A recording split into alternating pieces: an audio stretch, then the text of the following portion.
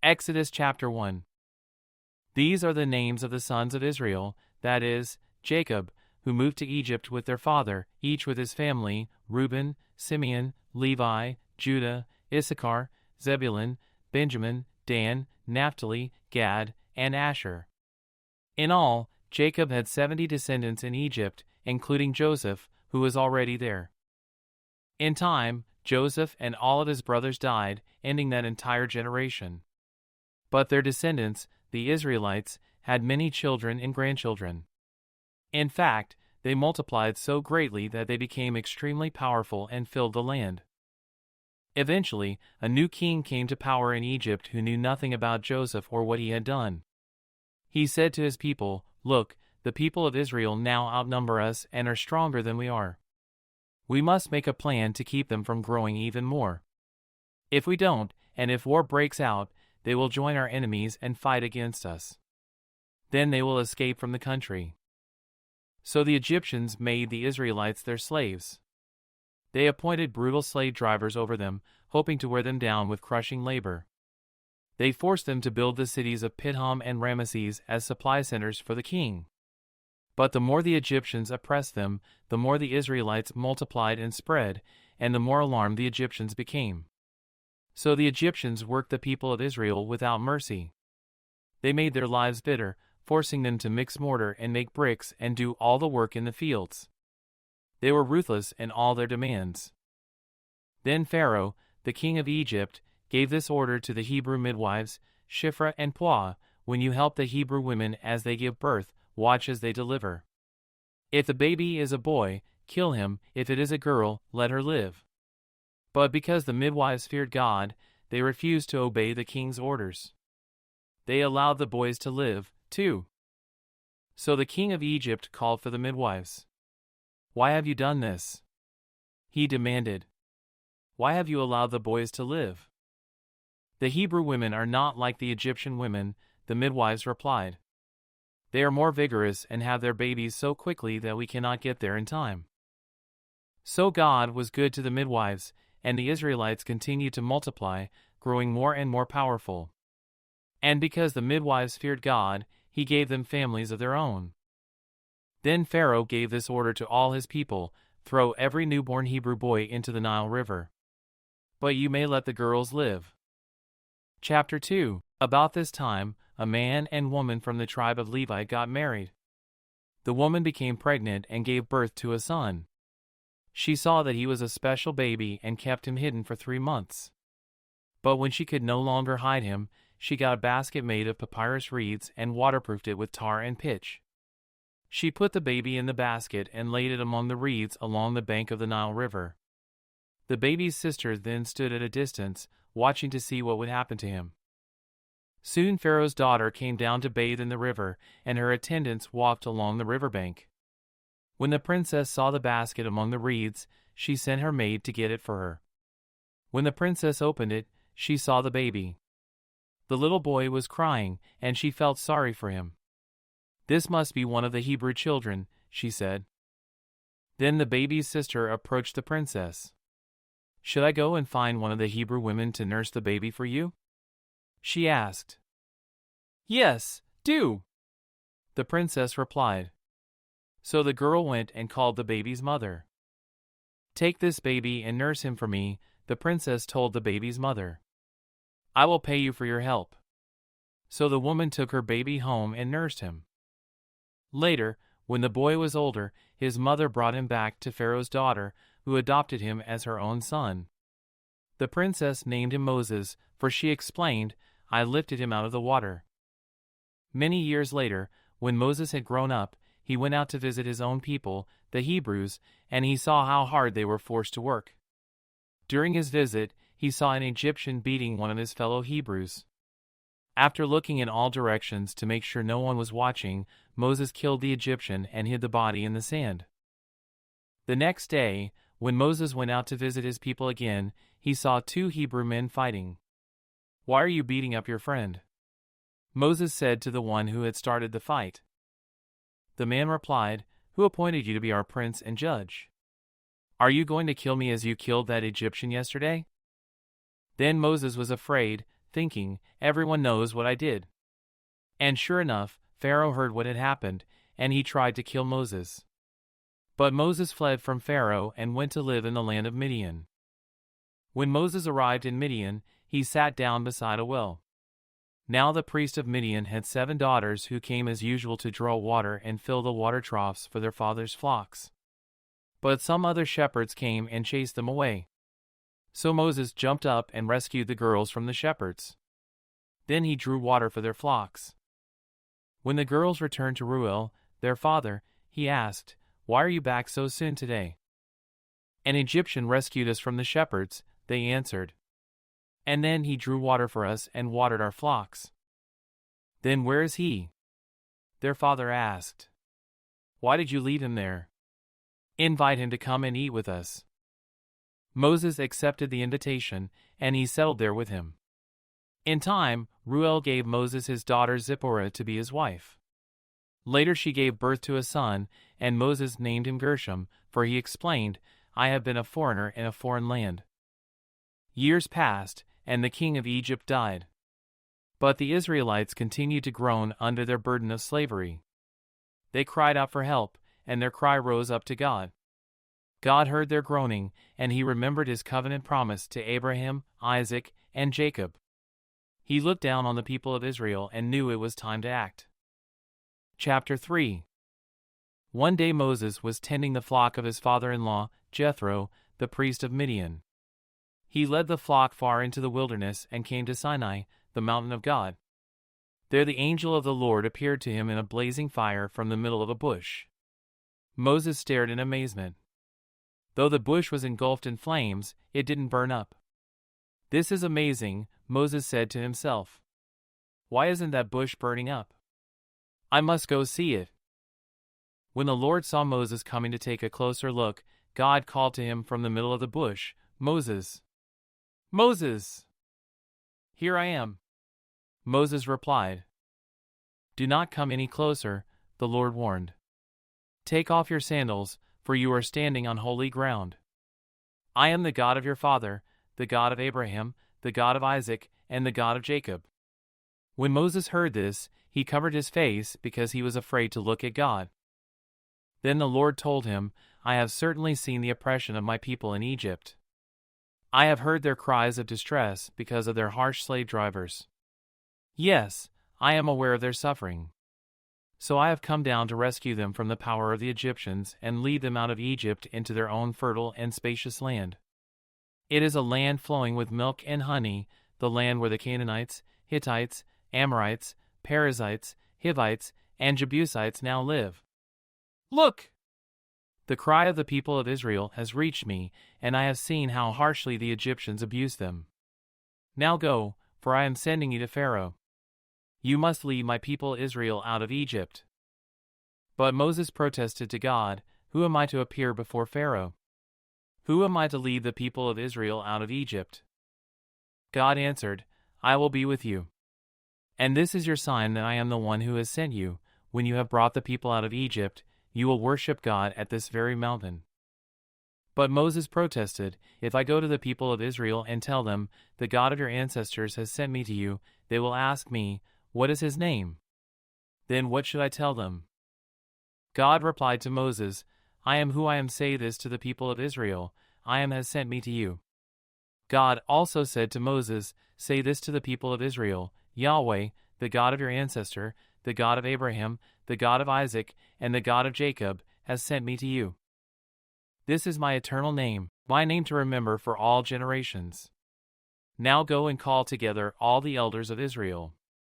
Tell them, 'Yahweh, the God of your ancestors, the God of Abraham, Isaac, and Jacob, has appeared to me. He told me, I have been watching closely, and I see how the Egyptians are treating you. I have promised to rescue you from your oppression in Egypt. I will lead you to a land flowing with milk and honey, the land where the Canaanites, Hittites, Amorites, Perizzites, Hivites, and Jebusites now live. The elders of Israel will accept your message. Then you and the elders must go to the king of Egypt and tell him, 'The Lord, the God of the Hebrews, has met with us. So please let us take a 3-day journey into the wilderness to offer sacrifices to the Lord, our God. But I know that the king of Egypt will not let you go unless a mighty hand forces him. So I will raise my hand and strike the Egyptians, performing all kinds of miracles among them. Then at last he will let you go. And I will cause the Egyptians to look favorably on you. They will give you gifts when you go, so you will not leave empty-handed. Every Israelite woman will ask for articles of silver and gold and fine clothing from her Egyptian neighbors and from the foreign women in their houses. You will dress your sons and daughters with these, stripping the Egyptians of their wealth. Chapter 4. But Moses protested again, "What if they won't believe me or listen to me? What if they say, 'The Lord never appeared to you'?" Then the Lord asked him, "What is that in your hand?" "A shepherd's staff," Moses replied. "Throw it down on the ground," the Lord told him. So Moses threw down the staff, and it turned into a snake. Moses jumped back. Then the Lord told him, "Reach out and grab its tail." So Moses reached out and grabbed it, and it turned back into a shepherd's staff in his hand. "Perform this sign," the Lord told him. "Then they will believe that the Lord, the God of their ancestors, the God of Abraham, the God of Isaac, and the God of Jacob, really has appeared to you." Then the Lord said to Moses, "Now put your hand inside your cloak." So Moses put his hand inside his cloak, and when he took it out again, his hand was white as snow with a severe skin disease. "Now put your hand back into your cloak," the Lord said. So Moses put his hand back in, and when he took it out again, it was as healthy as the rest of his body. The Lord said to Moses, "If they do not believe you and are not convinced by the first miraculous sign, they will be convinced by the second sign. And if they don't believe you or listen to you even after these 2 signs, then take some water from the Nile River and pour it out on the dry ground. When you do, the water from the Nile will turn to blood on the ground." But Moses pleaded with the Lord, "O Lord, I'm not very good with words. I never have been, and I'm not now, even though you have spoken to me. I get tongue-tied, and my words get tangled." Then the Lord asked Moses, "Who makes a person's mouth? Who decides whether people speak or do not speak, hear or do not hear, see or do not see? Is it not I, the Lord? Now go. I will be with you as you speak, and I will instruct you in what to say." But Moses again pleaded, "Lord, please send anyone else." Then the Lord became angry with Moses. "All right," he said. "What about your brother, Aaron the Levite? I know he speaks well. And look, he is on his way to meet you now. He will be delighted to see you. Talk to him and put the words in his mouth. I will be with both of you as you speak, and I will instruct you both in what to do. Aaron will be your spokesman to the people. He will be your mouthpiece, and you will stand in the place of God for him, telling him what to say. And take your shepherd's staff with you, and use it to perform the miraculous signs I have shown you." So Moses went back home to Jethro, his father-in-law. "Please let me return to my relatives in Egypt," Moses said. "I don't even know if they are still alive." "Go in peace," Jethro replied. Before Moses left Midian, the Lord said to him, "Return to Egypt, for all those who wanted to kill you have died." So Moses took his wife and sons, put them on a donkey, and headed back to the land of Egypt. In his hand he carried the staff of God. And the Lord told Moses, "When you arrive back in Egypt, go to Pharaoh and perform all the miracles I have empowered you to do. But I will harden his heart so he will refuse to let the people go. Then you will tell him, 'This is what the Lord says, Israel is my firstborn son. I commanded you, let my son go, so he can worship me. But since you have refused, I will now kill your firstborn son.'"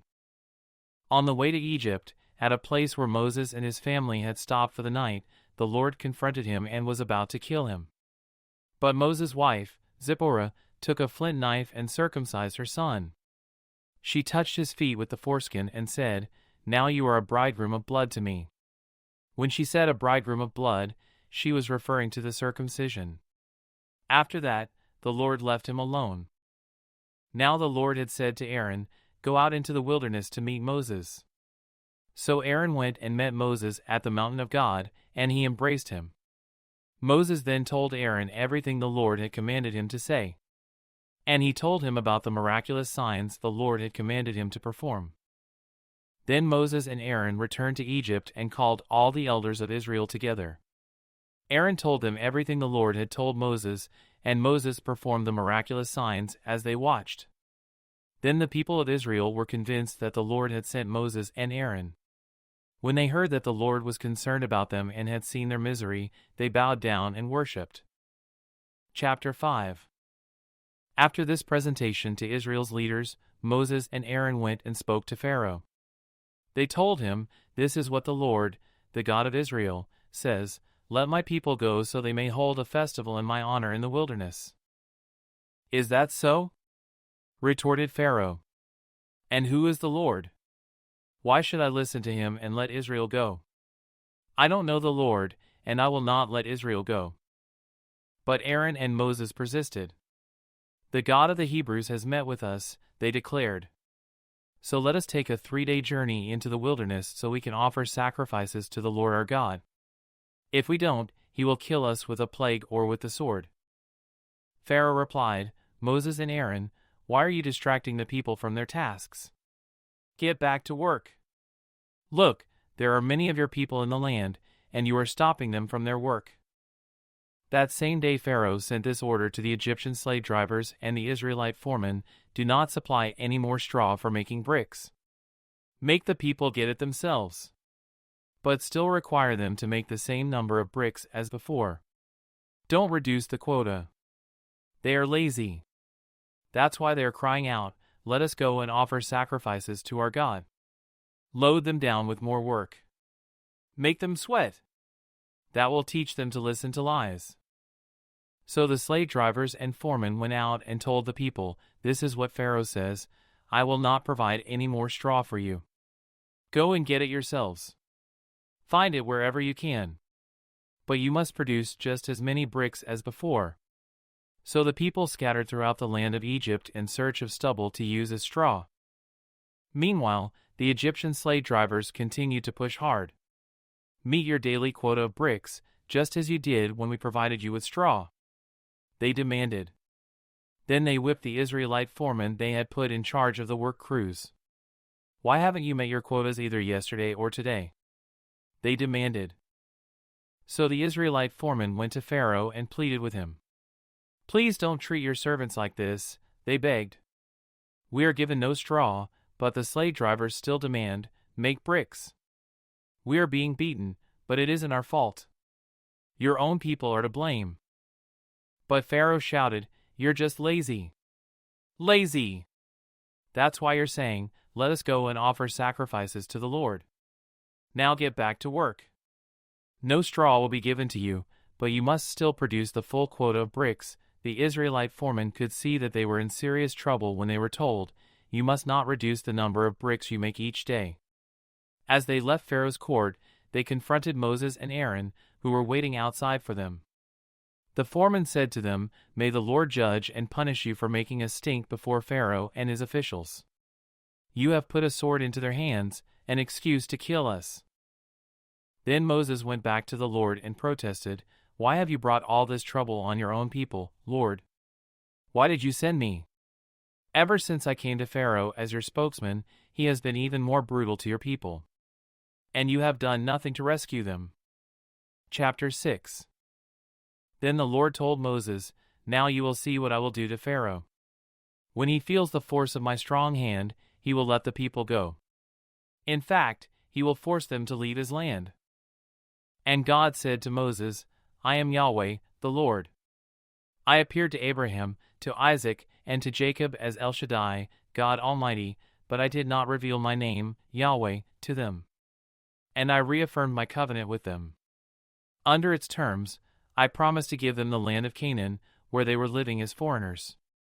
You can be sure that I have heard the groans of the people of Israel, who are now slaves to the Egyptians. And I am well aware of my covenant with them. Therefore, say to the people of Israel, I am the Lord. I will free you from your oppression and will rescue you from your slavery in Egypt. I will redeem you with a powerful arm and great acts of judgment. I will claim you as my own people, and I will be your God.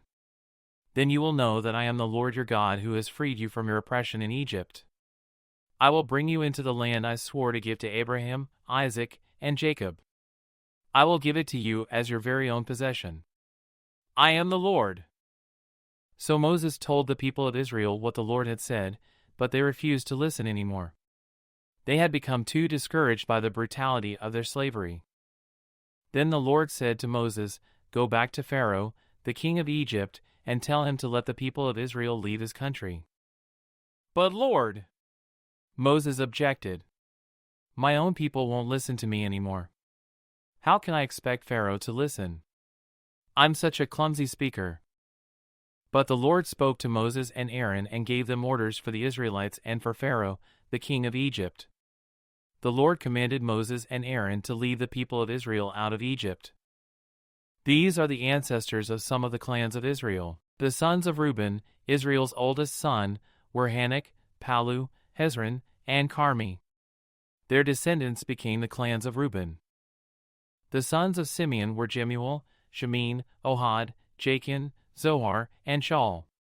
Shaul's mother was a Canaanite woman. Their descendants became the clans of Simeon. These are the descendants of Levi, as listed in their family records. The sons of Levi were Gershon, Kohath, and Merari. Levi lived to be 137 years old. The descendants of Gershon included Libni and Shimei, each of whom became the ancestor of a clan. The descendants of Kohath included Amram, Izhar, Hebron, and Uzziel. Kohath lived to be 133 years old. The descendants of Merari included Mali and Mushi. These are the clans of the Levites, as listed in their family records. Amram married his father's sister Jochebed, and she gave birth to his sons, Aaron and Moses. Amram lived to be 137 years old. The sons of Izhar were Korah, Nepheg, and Zikri. The sons of Uzziel were Mishael, Elzaphan, and Sithri. Aaron married Elisheba, the daughter of Amminadab and sister of Nahshon, and she gave birth to his sons, Nadab, Abihu, Eleazar, and Ithamar. The sons of Korah were Assur, Elkanah, and Abiasaph. Their descendants became the clans of Korah. Eleazar, son of Aaron, married one of the daughters of Putiel, and she gave birth to his son, Phinehas. These are the ancestors of the Levite families, listed according to their clans. The Aaron and Moses named in this list are the same ones to whom the Lord said, "Lead the people of Israel out of the land of Egypt like an army." It was Moses and Aaron who spoke to Pharaoh, the king of Egypt, about leading the people of Israel out of Egypt. When the Lord spoke to Moses in the land of Egypt, he said to him, "I am the Lord. Tell Pharaoh, the king of Egypt, everything I am telling you." But Moses argued with the Lord, saying, "I can't do it. I'm such a clumsy speaker. Why should Pharaoh listen to me?" Chapter 7. Then the Lord said to Moses, "Pay close attention to this. I will make you seem like God to Pharaoh, and your brother, Aaron, will be your prophet. Tell Aaron everything I command you, and Aaron must command Pharaoh to let the people of Israel leave his country. But I will make Pharaoh's heart stubborn so I can multiply my miraculous signs and wonders in the land of Egypt. Even then Pharaoh will refuse to listen to you. So I will bring down my fist on Egypt. Then I will rescue my forces, my people, the Israelites, from the land of Egypt with great acts of judgment. When I raise my powerful hand and bring out the Israelites, the Egyptians will know that I am the Lord." So Moses and Aaron did just as the Lord had commanded them. Moses was 80 years old, and Aaron was 83 when they made their demands to Pharaoh. Then the Lord said to Moses and Aaron, "Pharaoh will demand, 'Show me a miracle.' When he does this, say to Aaron, 'Take your staff and throw it down in front of Pharaoh, and it will become a serpent.'" So Moses and Aaron went to Pharaoh and did what the Lord had commanded them. Aaron threw down his staff before Pharaoh and his officials, and it became a serpent. Then Pharaoh called in his own wise men and sorcerers, and these Egyptian magicians did the same thing with their magic. They threw down their staffs, which also became serpents. But then Aaron's staff swallowed up their staffs. Pharaoh's heart, however, remained hard. He still refused to listen, just as the Lord had predicted. Then the Lord said to Moses, Pharaoh's heart is stubborn, and he still refuses to let the people go. So go to Pharaoh in the morning as he goes down to the river. Stand on the bank of the Nile and meet him there. Be sure to take along the staff that turned into a snake. Then announce to him, the Lord, the God of the Hebrews, has sent me to tell you, let my people go, so they can worship me in the wilderness. Until now, you have refused to listen to him. So this is what the Lord says, I will show you that I am the Lord. Look! I will strike the water of the Nile with this staff in my hand, and the river will turn to blood. The fish in it will die, and the river will stink. The Egyptians will not be able to drink any water from the Nile. Then the Lord said to Moses, Tell Aaron, take your staff and raise your hand over the waters of Egypt, all its rivers, canals, ponds, and all the reservoirs. Turn all the water to blood. Everywhere in Egypt the water will turn to blood, even the water stored in wooden bowls and stone pots. So Moses and Aaron did just as the Lord commanded them. As Pharaoh and all of his officials watched, Aaron raised his staff and struck the water of the Nile. Suddenly, the whole river turned to blood. The fish in the river died, and the water became so foul that the Egyptians couldn't drink it. There was blood everywhere throughout the land of Egypt. But again the magicians of Egypt used their magic, and they, too, turned water into blood. So Pharaoh's heart remained hard. He refused to listen to Moses and Aaron, just as the Lord had predicted. Pharaoh returned to his palace and put the whole thing out of his mind. Then all the Egyptians dug along the riverbank to find drinking water, for they couldn't drink the water from the Nile. 7 days passed from the time the Lord struck the Nile. Chapter 8. Then the Lord said to Moses, Go back to Pharaoh and announce to him, This is what the Lord says, Let my people go, so they can worship me. If you refuse to let them go, I will send a plague of frogs across your entire land. The Nile River will swarm with frogs. They will come up out of the river and into your palace, even into your bedroom and onto your bed. They will enter the houses of your officials and your people. They will even jump into your ovens and your kneading bowls. Frogs will jump on you, your people, and all your officials. Then the Lord said to Moses, Tell Aaron, raise the staff in your hand over all the rivers, canals, and ponds of Egypt, and bring up frogs over all the land. So Aaron raised his hand over the waters of Egypt, and frogs came up and covered the whole land. But the magicians were able to do the same thing with their magic.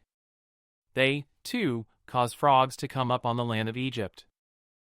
Then Pharaoh summoned Moses and Aaron and begged, Plead with the Lord to take the frogs away from me and my people. I will let your people go, so they can offer sacrifices to the Lord. You set the time. Moses replied, Tell me when you want me to pray for you, your officials, and your people. Then you and your houses will be rid of the frogs. They will remain only in the Nile River. Do it tomorrow, Pharaoh said. All right, Moses replied, It will be as you have said. Then you will know that there is no one like the Lord our God. The frogs will leave you and your houses, your officials, and your people. They will remain only in the Nile River. So Moses and Aaron left Pharaoh's palace, and Moses cried out to the Lord about the frogs he had inflicted on Pharaoh. And the Lord did just what Moses had predicted. The frogs in the houses, the courtyards, and the fields all died. The Egyptians piled them into great heaps, and a terrible stench filled the land. But when Pharaoh saw that relief had come, he became stubborn. He refused to listen to Moses and Aaron, just as the Lord had predicted. So the Lord said to Moses, Tell Aaron, raise your staff and strike the ground. The dust will turn into swarms of gnats throughout the land of Egypt. So Moses and Aaron did just as the Lord had commanded them. When Aaron raised his hand and struck the ground with his staff, gnats infested the entire land, covering the Egyptians and their animals. All the dust in the land of Egypt turned into gnats. Pharaoh's magicians tried to do the same thing with their secret arts, but this time they failed. And the gnats covered everyone, people and animals alike. This is the finger of God, the magicians exclaimed to Pharaoh. But Pharaoh's heart remained hard. He wouldn't listen to them, just as the Lord had predicted. Then the Lord told Moses, "Get up early in the morning and stand in Pharaoh's way as he goes down to the river. Say to him, 'This is what the Lord says, let my people go, so they can worship me. If you refuse, then I will send swarms of flies on you, your officials, your people, and all the houses.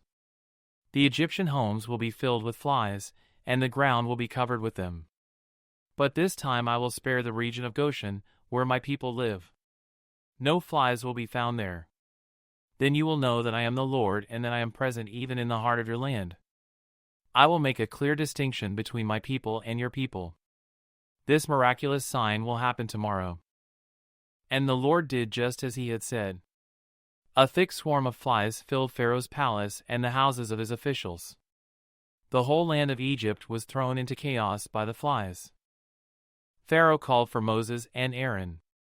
"All right. Go ahead and offer sacrifices to your God," he said. "But do it here in this land." But Moses replied, "That wouldn't be right. The Egyptians detest the sacrifices that we offer to the Lord our God.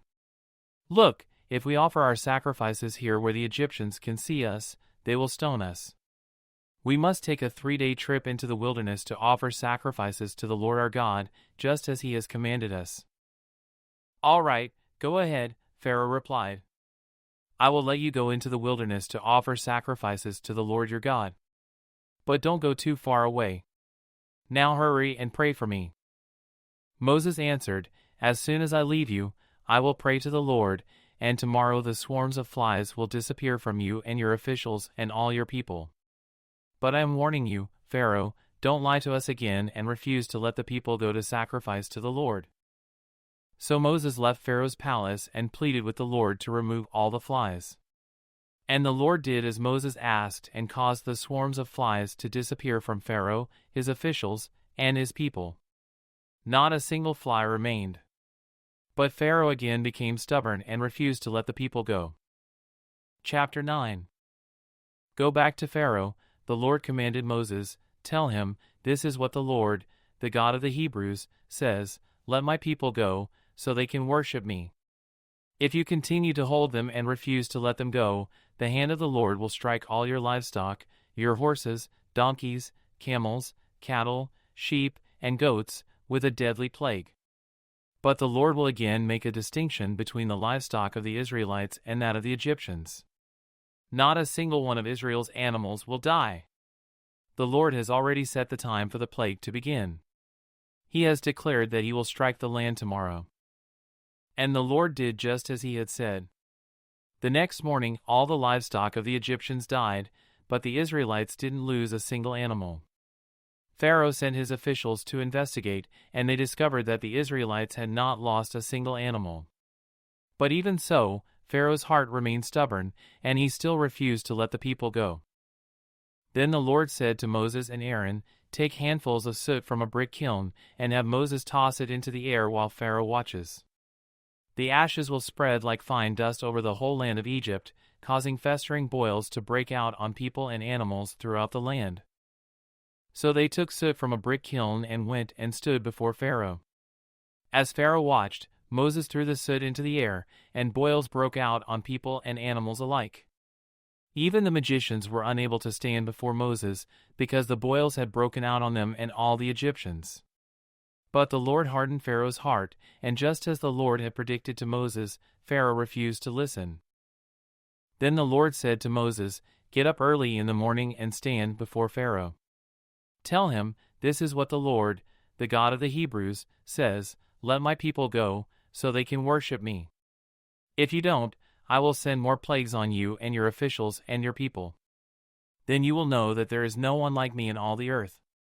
By now I could have lifted my hand and struck you and your people with a plague to wipe you off the face of the earth. But I have spared you for a purpose, to show you my power and to spread my fame throughout the earth. But you still lord it over my people and refuse to let them go. So tomorrow at this time I will send a hailstorm more devastating than any in all the history of Egypt. Quick! Order your livestock and servants to come in from the fields to find shelter. Any person or animal left outside will die when the hail falls. Some of Pharaoh's officials were afraid because of what the Lord had said. They quickly brought their servants and livestock in from the fields. But those who paid no attention to the word of the Lord left theirs out in the open.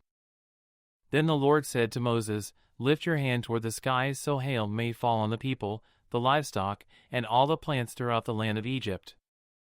So Moses lifted his staff toward the sky, and the Lord sent thunder and hail, and lightning flashed toward the earth. The Lord sent a tremendous hailstorm against all the land of Egypt. Never in all the history of Egypt had there been a storm like that, with such devastating hail and continuous lightning. It left all of Egypt in ruins. The hail struck down everything in the open field, people, animals, and plants alike. Even the trees were destroyed. The only place without hail was the region of Goshen, where the people of Israel lived. Then Pharaoh quickly summoned Moses and Aaron. "This time I have sinned," he confessed. "The Lord is the righteous one, and my people and I are wrong. Please beg the Lord to end this terrifying thunder and hail. We've had enough. I will let you go, you don't need to stay any longer." "All right," Moses replied. "As soon as I leave the city, I will lift my hands and pray to the Lord. Then the thunder and hail will stop, and you will know that the earth belongs to the Lord. But I know that you and your officials still do not fear the Lord God." All the flax and barley were ruined by the hail, because the barley had formed heads and the flax was budding.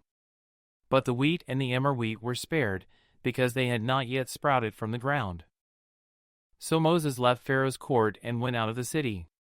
When he lifted his hands to the Lord, the thunder and hail stopped, and the downpour ceased. But when Pharaoh saw that the rain, hail, and thunder had stopped, he and his officials sinned again, and Pharaoh again became stubborn. Because his heart was hard, Pharaoh refused to let the people leave, just as the Lord had predicted through Moses. Chapter 10. Then the Lord said to Moses, "Return to Pharaoh and make your demands again. I have made him and his officials stubborn so I can display my miraculous signs among them. I've also done it so you can tell your children and grandchildren about how I made a mockery of the Egyptians and about the signs I displayed among them, and so you will know that I am the Lord." So Moses and Aaron went to Pharaoh and said, "This is what the Lord, the God of the Hebrews, says, How long will you refuse to submit to me? Let my people go, so they can worship me. If you refuse, watch out. For tomorrow I will bring a swarm of locusts on your country. They will cover the land so that you won't be able to see the ground. They will devour what little is left of your crops after the hailstorm, including all the trees growing in the fields. They will overrun your palaces and the homes of your officials and all the houses in Egypt. Never in the history of Egypt have your ancestors seen a plague like this one." And with that, Moses turned and left Pharaoh. Pharaoh's officials now came to Pharaoh and appealed to him. "How long will you let this man hold us hostage? Let the men go to worship the Lord their God. Don't you realize that Egypt lies in ruins?" So Moses and Aaron were brought back to Pharaoh. "All right," he told them, "go and worship the Lord your God. But who exactly will be going with you?" Moses replied, "We will all go, young and old, our sons and daughters, and our flocks and herds. We must all join together in celebrating a festival to the Lord." Pharaoh retorted, "The Lord will certainly need to be with you if I let you take your little ones. I can see through your evil plan. Never! Only the men may go and worship the Lord, since that is what you requested." And Pharaoh threw them out of the palace. Then the Lord said to Moses, "Raise your hand over the land of Egypt to bring on the locusts. Let them cover the land and devour every plant that survived the hailstorm." So Moses raised his staff over Egypt, and the Lord caused an east wind to blow over the land all that day and through the night. When morning arrived, the east wind had brought the locusts. And the locusts swarmed over the whole land of Egypt, settling in dense swarms from one end of the country to the other. It was the worst locust plague in Egyptian history, and there has never been another one like it. For the locusts covered the whole country and darkened the land. They devoured every plant in the fields and all the fruit on the trees that had survived the hailstorm. Not a single leaf was left on the trees and plants throughout the land of Egypt. Pharaoh quickly summoned Moses and Aaron. "I have sinned against the Lord your God and against you," he confessed. "Forgive my sin, just this once, and plead with the Lord your God to take away this death from me." So Moses left Pharaoh's court and pleaded with the Lord. The Lord responded by shifting the wind, and the strong west wind blew the locusts into the Red Sea. Not a single locust remained in all the land of Egypt. But the Lord hardened Pharaoh's heart again, so he refused to let the people go. Then the Lord said to Moses, "Lift your hand toward heaven, and the land of Egypt will be covered with a darkness so thick you can feel it." So Moses lifted his hand to the sky, and a deep darkness covered the entire land of Egypt for 3 days. During all that time the people could not see each other, and no one moved. But there was light as usual where the people of Israel lived. Finally, Pharaoh called for Moses. "Go and worship the Lord," he said. "But leave your flocks and herds here. You may even take your little ones with you." "No," Moses said, "you must provide us with animals for sacrifices and burnt offerings to the Lord our God. All our livestock must go with us, too, not a hoof can be left behind. We must choose our sacrifices for the Lord our God from among these animals. And we won't know how we are to worship the Lord until we get there." But the Lord hardened Pharaoh's heart once more, and he would not let them go. "Get out of here!" Pharaoh shouted at Moses. "I'm warning you. Never come back to see me again. The day you see my face, you will die." "Very well," Moses replied. "I will never see your face again." Chapter 11. Then the Lord said to Moses, "I will strike Pharaoh and the land of Egypt with one more blow. After that, Pharaoh will let you leave this country. In fact, he will be so eager to get rid of you that he will force you all to leave. Tell all the Israelite men and women to ask their Egyptian neighbors for articles of silver and gold." Now the Lord had caused the Egyptians to look favorably on the people of Israel. And Moses was considered a very great man in the land of Egypt, respected by Pharaoh's officials and the Egyptian people alike. Moses had announced to Pharaoh, "This is what the Lord says, at midnight tonight I will pass through the heart of Egypt. All the firstborn sons will die in every family in Egypt, from the oldest son of Pharaoh, who sits on his throne, to the oldest son of his lowliest servant girl who grinds the flour. Even the firstborn of all the livestock will die. Then a loud wail will rise throughout the land of Egypt, a wail like no one has heard before or will ever hear again. But among the Israelites it will be so peaceful that not even a dog will bark. Then you will know that the Lord makes a distinction between the Egyptians and the Israelites. All the officials of Egypt will run to me and fall to the ground before me. 'Please leave,' they will beg. 'Hurry! And take all your followers with you. Only then will I go.' Then, burning with anger, Moses left Pharaoh. Now the Lord had told Moses earlier, 'Pharaoh will not listen to you, but then I will do even more mighty miracles in the land of Egypt.' Moses and Aaron performed these miracles in Pharaoh's presence, but the Lord hardened Pharaoh's heart, and he wouldn't let the Israelites leave the country. Chapter 12. While the Israelites were still in the land of Egypt, the Lord gave the following instructions to Moses and Aaron: "From now on, this month will be the first month of the year for you. Announce to the whole community of Israel that on the 10th day of this month each family must choose a lamb or a young goat for a sacrifice, one animal for each household. If a family is too small to eat a whole animal, let them share with another family in the neighborhood. Divide the animal according to the size of each family and how much they can eat. The animal you select must be a 1-year-old male, either a sheep or a goat, with no defects. Take special care of this chosen animal until the evening of the 14th day of this first month. Then the whole assembly of the community of Israel must slaughter their lamb or young goat at twilight. They are to take some of the blood and smear it on the sides and top of the door frames of the houses where they eat the animal. That same night they must roast the meat over a fire and eat it along with bitter salad greens and bread made without yeast. Do not eat any of the meat raw or boiled in water. The whole animal, including the head, legs, and internal organs, must be roasted over a fire. Do not leave any of it until the next morning. Burn whatever is not eaten before morning. These are your instructions for eating this meal: be fully dressed, wear your sandals, and carry your walking stick in your hand. Eat the meal with urgency, for this is the Lord's Passover. On that night I will pass through the land of Egypt and strike down every firstborn son and firstborn male animal in the land of Egypt. I will execute judgment against all the gods of Egypt, for I am the Lord. But the blood on your doorposts will serve as a sign, marking the houses where you are staying. When I see the blood, I will pass over you. This plague of death will not touch you when I strike the land of Egypt. This is a day to remember. Each year, from generation to generation, you must celebrate it as a special festival to the Lord. This is a law for all time. For 7 days the bread you eat must be made without yeast. On the first day of the festival, remove every trace of yeast from your homes. Anyone who eats bread made with yeast during the 7 days of the festival will be cut off from the community of Israel. On the first day of the festival and again on the 7th day, all the people must observe an official day for holy assembly. No work of any kind may be done on these days except in the preparation of food. Celebrate this festival of unleavened bread, for it will remind you that I brought your forces out of the land of Egypt on this very day. This festival will be a permanent law for you. Celebrate this day from generation to generation. The bread you eat must be made without yeast from the evening of the 14th day of the first month until the evening of the 21st day of that month. During those 7 days, there must be no trace of yeast in your homes.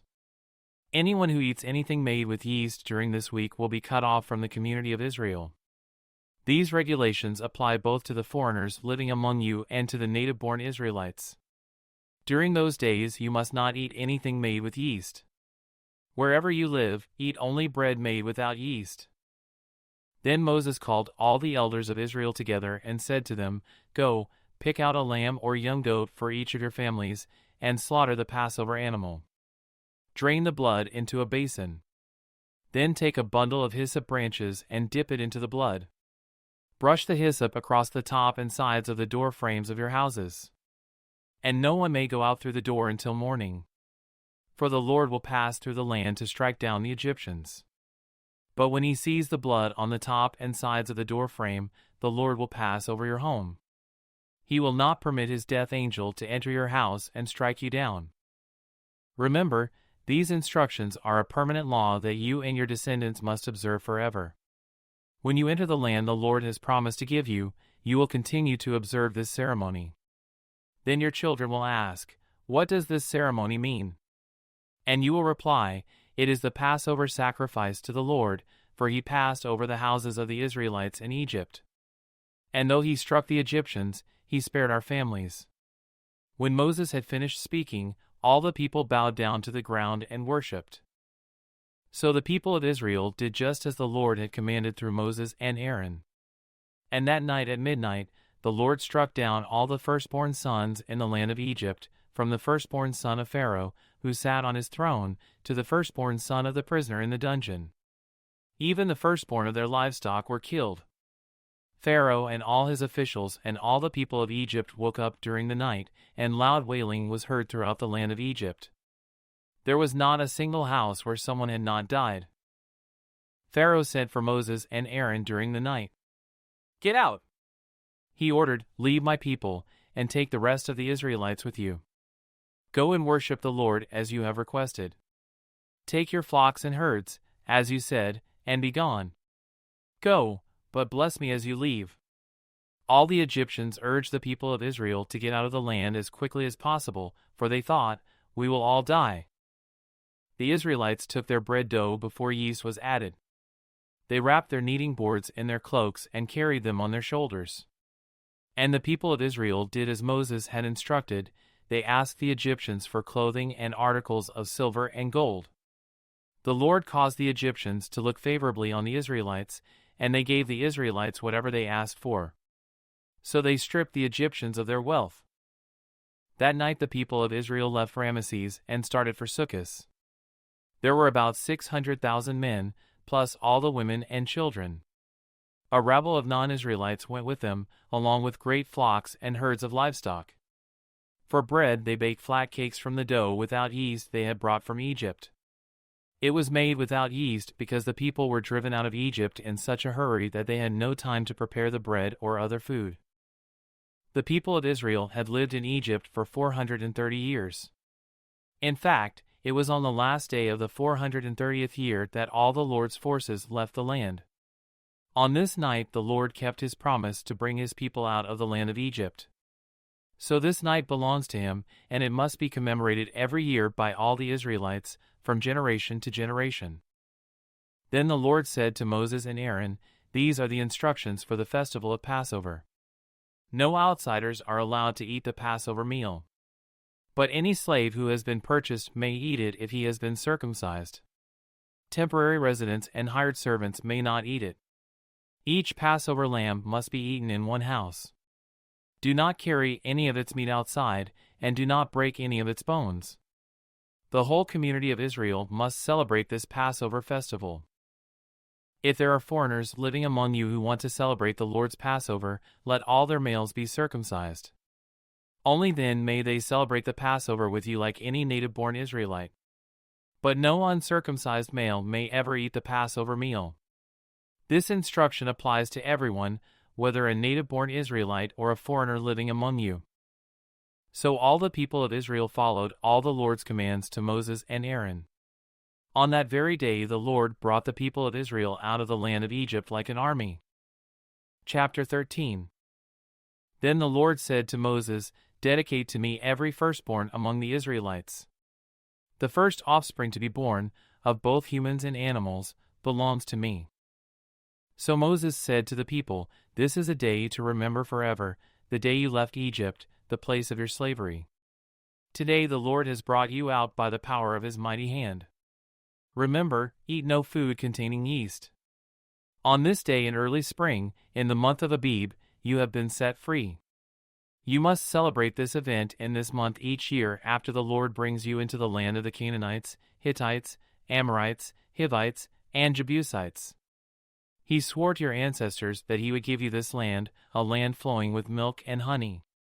For 7 days the bread you eat must be made without yeast. Then on the 7th day, celebrate a feast to the Lord. Eat bread without yeast during those 7 days.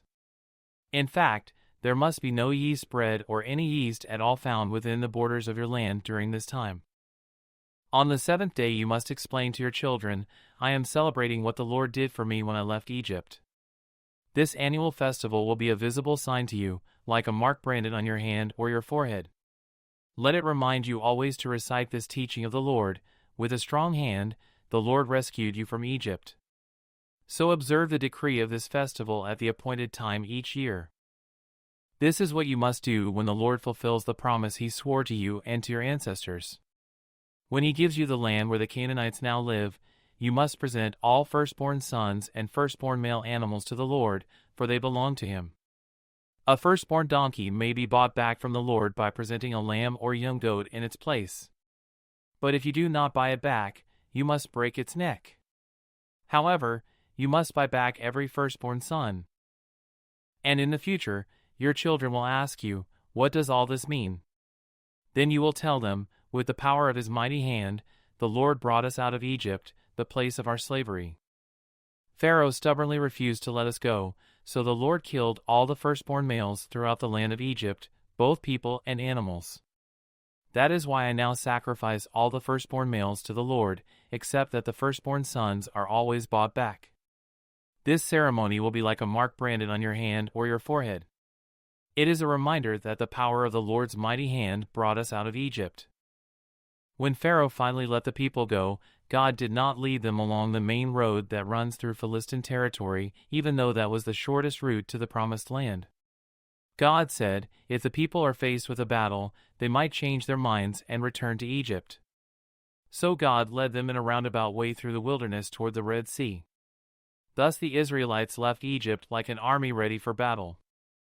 Moses took the bones of Joseph with him, for Joseph had made the sons of Israel swear to do this. He said, "God will certainly come to help you. When he does, you must take my bones with you from this place." The Israelites left Sukkot and camped at Etham on the edge of the wilderness. The Lord went ahead of them. He guided them during the day with a pillar of cloud, and he provided light at night with a pillar of fire. This allowed them to travel by day or by night. And the Lord did not remove the pillar of cloud or pillar of fire from its place in front of the people. Chapter 14. Then the Lord gave these instructions to Moses: Order the Israelites to turn back and camp by Pi-hahiroth between Migdol and the sea. Camp there along the shore, across from Baal-zephon. Then Pharaoh will think, the Israelites are confused. They are trapped in the wilderness. And once again I will harden Pharaoh's heart, and he will chase after you. I have planned this in order to display my glory through Pharaoh and his whole army. After this the Egyptians will know that I am the Lord. So the Israelites camped there as they were told. When word reached the king of Egypt that the Israelites had fled, Pharaoh and his officials changed their minds. What have we done, letting all those Israelite slaves get away? They asked. So Pharaoh harnessed his chariot and called up his troops. He took with him 600 of Egypt's best chariots, along with the rest of the chariots of Egypt, each with its commander.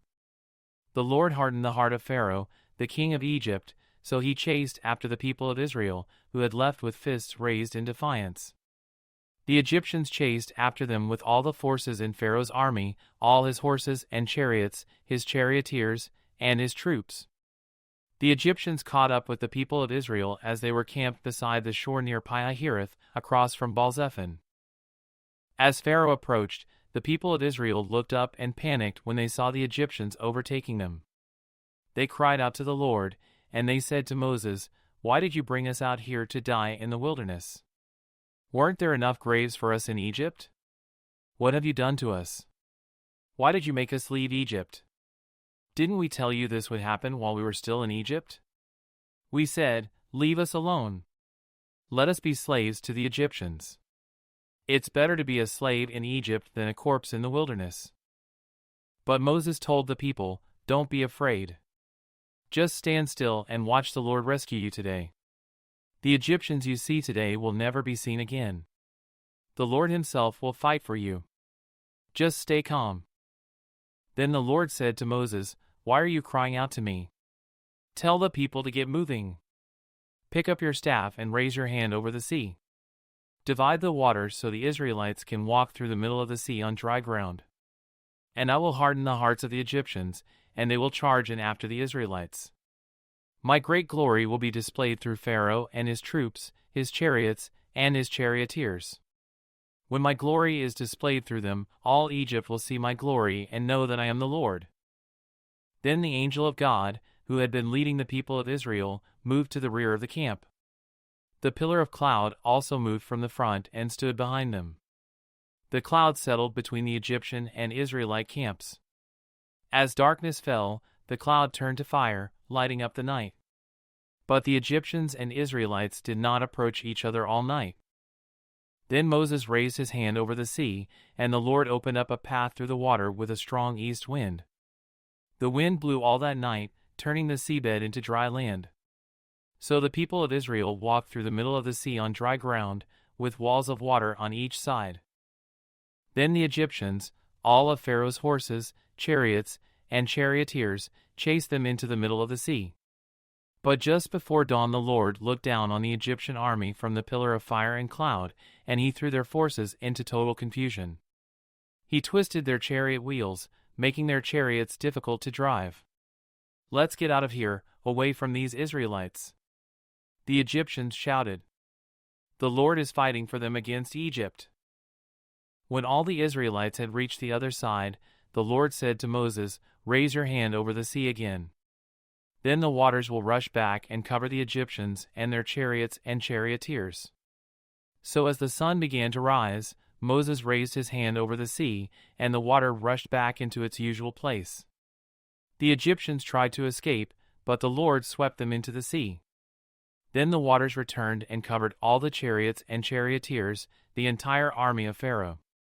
Of all the Egyptians who had chased the Israelites into the sea, not a single one survived. But the people of Israel had walked through the middle of the sea on dry ground, as the waters stood up like a wall on both sides. That is how the Lord rescued Israel from the hand of the Egyptians that day. And the Israelites saw the bodies of the Egyptians washed up on the seashore. When the people of Israel saw the mighty power that the Lord had unleashed against the Egyptians, they were filled with awe before him. They put their faith in the Lord and in his servant Moses. Chapter 15. Then Moses and the people of Israel sang this song to the Lord. I will sing to the Lord, for he has triumphed gloriously. He has hurled both horse and rider into the sea. The Lord is my strength and my song. He has given me victory. This is my God, and I will praise him, my father's God, and I will exalt him. The Lord is a warrior. Yahweh is his name. Pharaoh's chariots and army he has hurled into the sea. The finest of Pharaoh's officers are drowned in the Red Sea. The deep waters gushed over them, they sank to the bottom like a stone. Your right hand, O Lord, is glorious in power. Your right hand, O Lord, smashes the enemy.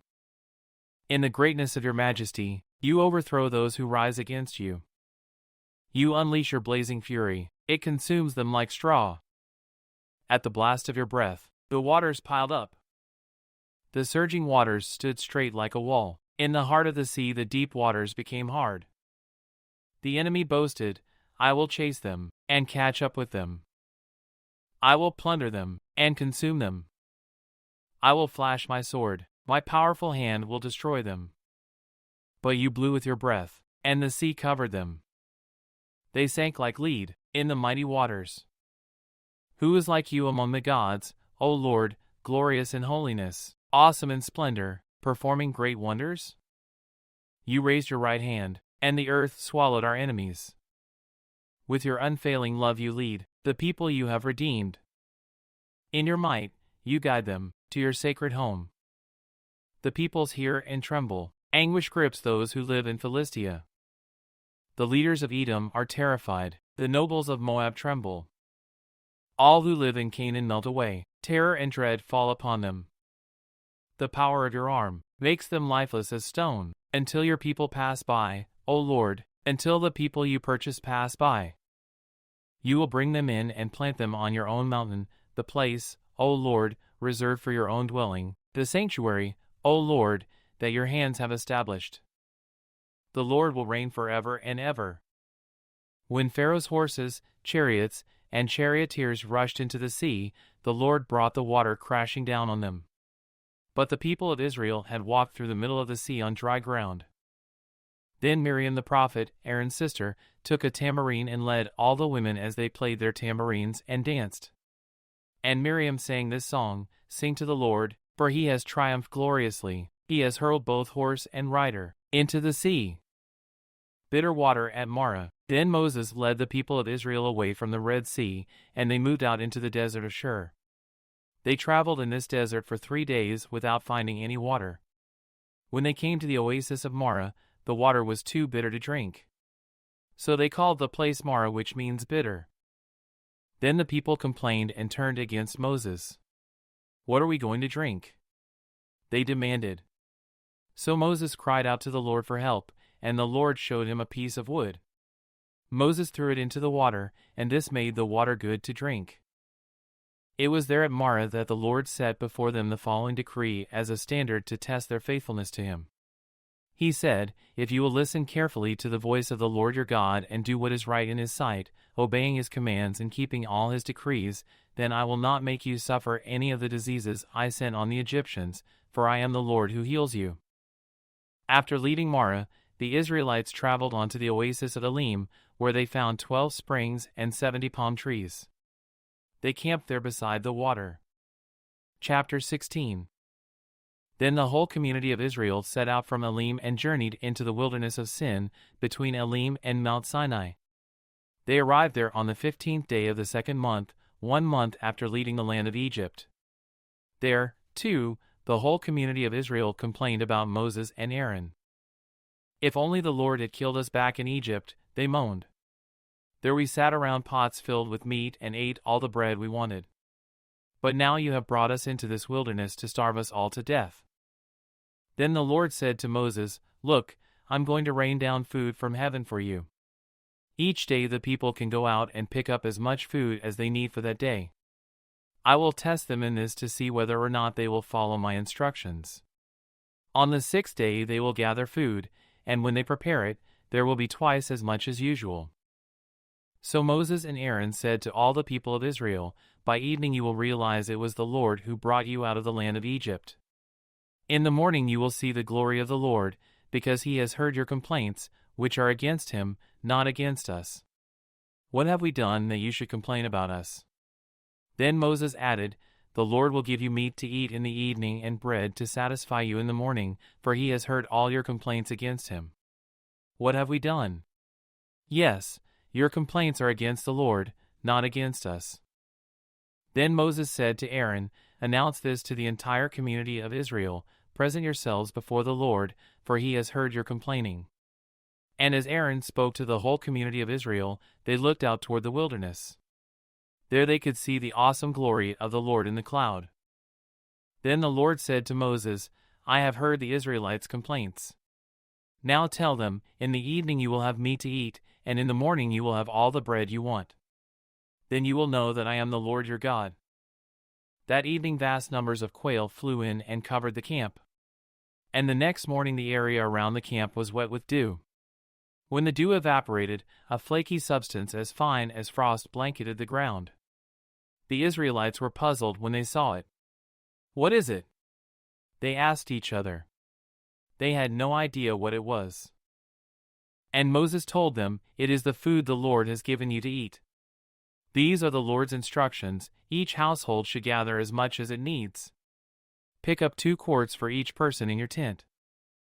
So the people of Israel did as they were told. Some gathered a lot, some only a little. But when they measured it out, everyone had just enough.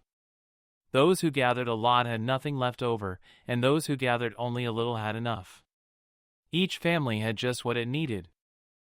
Then Moses told them, "Do not keep any of it until morning." But some of them didn't listen and kept some of it until morning. But by then it was full of maggots and had a terrible smell. Moses was very angry with them. After this the people gathered the food morning by morning, each family according to its need. And as the sun became hot, the flakes they had not picked up melted and disappeared. On the 6th day, they gathered twice as much as usual, 4 quarts for each person instead of 2. Then all the leaders of the community came and asked Moses for an explanation. He told them, "This is what the Lord commanded. Tomorrow will be a day of complete rest, a holy Sabbath day set apart for the Lord. So bake or boil as much as you want today, and set aside what is left for tomorrow." So they put some aside until morning, just as Moses had commanded. And in the morning the leftover food was wholesome and good, without maggots or odor. Moses said, "Eat this food today, for today is a Sabbath day dedicated to the Lord. There will be no food on the ground today. You may gather the food for 6 days, but the 7th day is the Sabbath. There will be no food on the ground that day." Some of the people went out anyway on the 7th day, but they found no food.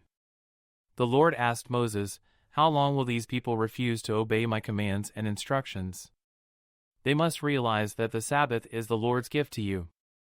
That is why he gives you a 2-day supply on the 6th day, so there will be enough for 2 days. On the Sabbath day you must each stay in your place. Do not go out to pick up food on the 7th day." So the people did not gather any food on the 7th day. The Israelites called the food manna. It was white like coriander seed, and it tasted like honey wafers. Then Moses said, "This is what the Lord has commanded. Fill a 2-quart container with manna to preserve it for your descendants. Then later generations will be able to see the food I gave you in the wilderness when I set you free from Egypt." Moses said to Aaron, "Get a jar and fill it with 2 quarts of manna. Then put it in a sacred place before the Lord to preserve it for all future generations." Aaron did just as the Lord had commanded Moses. He eventually placed it in the Ark of the Covenant, in front of the stone tablets inscribed with the terms of the covenant. So the people of Israel ate manna for 40 years until they arrived at the land where they would settle. They ate manna until they came to the border of the land of Canaan. The container used to measure the manna was an omer, which was 1/10 of an ephah. It held about 2 quarts. Chapter 17. At the Lord's command, the whole community of Israel left the wilderness of sin and moved from place to place. Eventually they camped at Rephidim, but there was no water there for the people to drink. So once more the people complained against Moses. "Give us water to drink," they demanded. "Quiet," Moses replied. "Why are you complaining against me? And why are you testing the Lord?" But tormented by thirst, they continued to argue with Moses. "Why did you bring us out of Egypt? Are you trying to kill us, our children, and our livestock with thirst?" Then Moses cried out to the Lord, "What should I do with these people? They are ready to stone me." The Lord said to Moses, "Walk out in front of the people. Take your staff, the one you used when you struck the water of the Nile, and call some of the elders of Israel to join you. I will stand before you on the rock at Mount Sinai. Strike the rock, and water will come gushing out. Then the people will be able to drink." So Moses struck the rock as he was told, and water gushed out as the elders looked on. Moses named the place Massah, which means test, and Meribah, which means arguing, because the people of Israel argued with Moses and tested the Lord by saying, "Is the Lord here with us or not?" While the people of Israel were still at Rephidim, the warriors of Amalek attacked them. Moses commanded Joshua, "Choose some men to go out and fight the army of Amalek for us. Tomorrow I will stand at the top of the hill, holding the staff of God in my hand." So Joshua did what Moses had commanded and fought the army of Amalek. Meanwhile, Moses, Aaron, and Hur climbed to the top of a nearby hill. As long as Moses held up the staff in his hand, the Israelites had the advantage. But whenever he dropped his hand, the Amalekites gained the advantage. Moses' arms soon became so tired he could no longer hold them up. So Aaron and Hur found a stone for him to sit on. Then they stood on each side of Moses, holding up his hands. So his hands held steady until sunset. As a result, Joshua overwhelmed the army of Amalek in battle. After the victory, the Lord instructed Moses, "Write this down on a scroll as a permanent reminder," and read it aloud to Joshua, "I will erase the memory of Amalek from under heaven." Moses built an altar there and named it Yahweh Nissi, which means "The Lord is my banner." He said, "They have raised their fist against the Lord's throne, so now the Lord will be at war with Amalek generation after generation." Chapter 18. Moses' father-in-law, Jethro, the priest of Midian, heard about everything God had done for Moses and his people, the Israelites. He heard especially about how the Lord had rescued them from Egypt. Earlier, Moses had sent his wife, Zipporah, and his 2 sons back to Jethro, who had taken them in. Moses' first son was named Gershom, for Moses had said when the boy was born, "I have been a foreigner in a foreign land." His second son was named Eleazar, for Moses had said, "The God of my ancestors was my helper, he rescued me from the sword of Pharaoh." Jethro, Moses' father-in-law, now came to visit Moses in the wilderness. He brought Moses' wife and 2 sons with him, and they arrived while Moses and the people were camped near the mountain of God. Jethro had sent a message to Moses, saying, "I, Jethro, your father-in-law, am coming to see you with your wife and your 2 sons." So Moses went out to meet his father-in-law. He bowed low and kissed him. They asked about each other's welfare and then went into Moses' tent. Moses told his father-in-law everything the Lord had done to Pharaoh and Egypt on behalf of Israel. He also told about all the hardships they had experienced along the way and how the Lord had rescued his people from all their troubles. Jethro was delighted when he heard about all the good things the Lord had done for Israel as he rescued them from the hand of the Egyptians. "Praise the Lord," Jethro said, "for he has rescued you from the Egyptians and from Pharaoh. Yes, he has rescued Israel from the powerful hand of Egypt. I know now that the Lord is greater than all other gods, because he rescued his people from the oppression of the proud Egyptians." Then Jethro, Moses' father-in-law, brought a burnt offering and sacrifices to God. Aaron and all the elders of Israel came out and joined him in a sacrificial meal in God's presence. The next day, Moses took his seat to hear the people's disputes against each other. They waited before him from morning till evening. When Moses' father-in-law saw all that Moses was doing for the people, he asked, "What are you really accomplishing here? Why are you trying to do all this alone while everyone stands around you from morning till evening?" Moses replied, "Because the people come to me to get a ruling from God. When a dispute arises, they come to me, and I am the one who settles the case between the quarreling parties. I inform the people of God's decrees and give them his instructions." "This is not good," Moses' father-in-law exclaimed. "You're going to wear yourself out, and the people, too.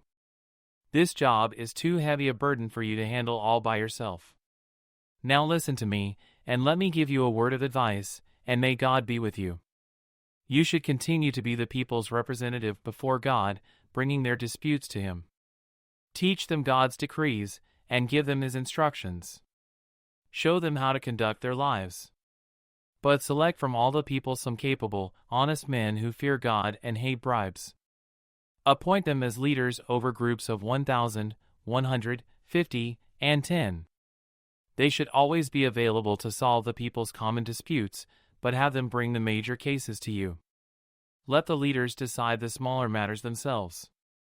They will help you carry the load, making the task easier for you. If you follow this advice, and if God commands you to do so, then you will be able to endure the pressures, and all these people will go home in peace." Moses listened to his father-in-law's advice and followed his suggestions. He chose capable men from all over Israel and appointed them as leaders over the people. He put them in charge of groups of 1,000, 150, and 10. These men were always available to solve the people's common disputes. They brought the major cases to Moses, but they took care of the smaller matters themselves. Soon after this, Moses said goodbye to his father-in-law, who returned to his own land. Chapter 19. Exactly 2 months after the Israelites left Egypt, they arrived in the wilderness of Sinai. After breaking camp at Rephidim, they came to the wilderness of Sinai and set up camp there at the base of Mount Sinai. Then Moses climbed the mountain to appear before God. The Lord called to him from the mountain and said, "Give these instructions to the family of Jacob, announce it to the descendants of Israel. You have seen what I did to the Egyptians. You know how I carried you on eagle's wings and brought you to myself. Now if you will obey me and keep my covenant, you will be my own special treasure from among all the peoples on earth, for all the earth belongs to me. And you will be my kingdom of priests, my holy nation. This is the message you must give to the people of Israel." So Moses returned from the mountain and called together the elders of the people and told them everything the Lord had commanded him. And all the people responded together, "We will do everything the Lord has commanded." So Moses brought the people's answer back to the Lord. Then the Lord said to Moses, "I will come to you in a thick cloud, Moses, so the people themselves can hear me when I speak with you. Then they will always trust you." Moses told the Lord what the people had said. Then the Lord told Moses, "Go down and prepare the people for my arrival. Consecrate them today and tomorrow, and have them wash their clothing. Be sure they are ready on the 3rd day, for on that day the Lord will come down on Mount Sinai as all the people watch. Mark off a boundary all around the mountain. Warn the people, be careful. Do not go up on the mountain or even touch its boundaries. Anyone who touches the mountain will certainly be put to death. No hand may touch the person or animal that crosses the boundary. Instead, stone them or shoot them with arrows. They must be put to death. However, when the ram's horn sounds a long blast, then the people may go up on the mountain." So Moses went down to the people. He consecrated them for worship, and they washed their clothes. He told them, "Get ready for the 3rd day, and until then abstain from having sexual intercourse."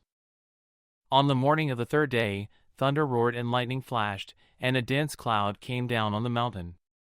There was a long, loud blast from a ram's horn, and all the people trembled.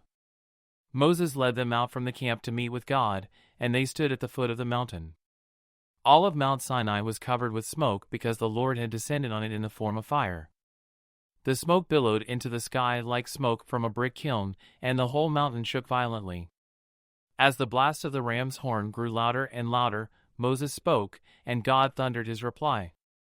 The Lord came down on the top of Mount Sinai and called Moses to the top of the mountain. So Moses climbed the mountain. Then the Lord told Moses, "Go back down and warn the people not to break through the boundaries to see the Lord, or they will die." Even the priests who regularly come near to the Lord must purify themselves so that the Lord does not break out and destroy them. But Lord, Moses protested, the people cannot come up to Mount Sinai. You already warned us. You told me, mark off a boundary all around the mountain to set it apart as holy. But the Lord said, go down and bring Aaron back up with you. In the meantime, do not let the priests or the people break through to approach the Lord, or he will break out and destroy them. So Moses went down to the people and told them what the Lord had said. Chapter 20. Then God gave the people all these instructions. I am the Lord your God, who rescued you from the land of Egypt, the place of your slavery. You must not have any other God but me. You must not make for yourself an idol of any kind or an image of anything in the heavens or on the earth or in the sea. You must not bow down to them or worship them, for I, the Lord your God, am a jealous God who will not tolerate your affection for any other gods. I lay the sins of the parents upon their children, the entire family is affected, even children in the third and fourth generations of those who reject me. But I lavish unfailing love for 1,000 generations on those who love me and obey my commands. You must not misuse the name of the Lord your God. The Lord will not let you go unpunished if you misuse his name. Remember to observe the Sabbath day by keeping it holy. You have 6 days each week for your ordinary work, but the seventh day is a Sabbath day of rest dedicated to the Lord your God. On that day no one in your household may do any work.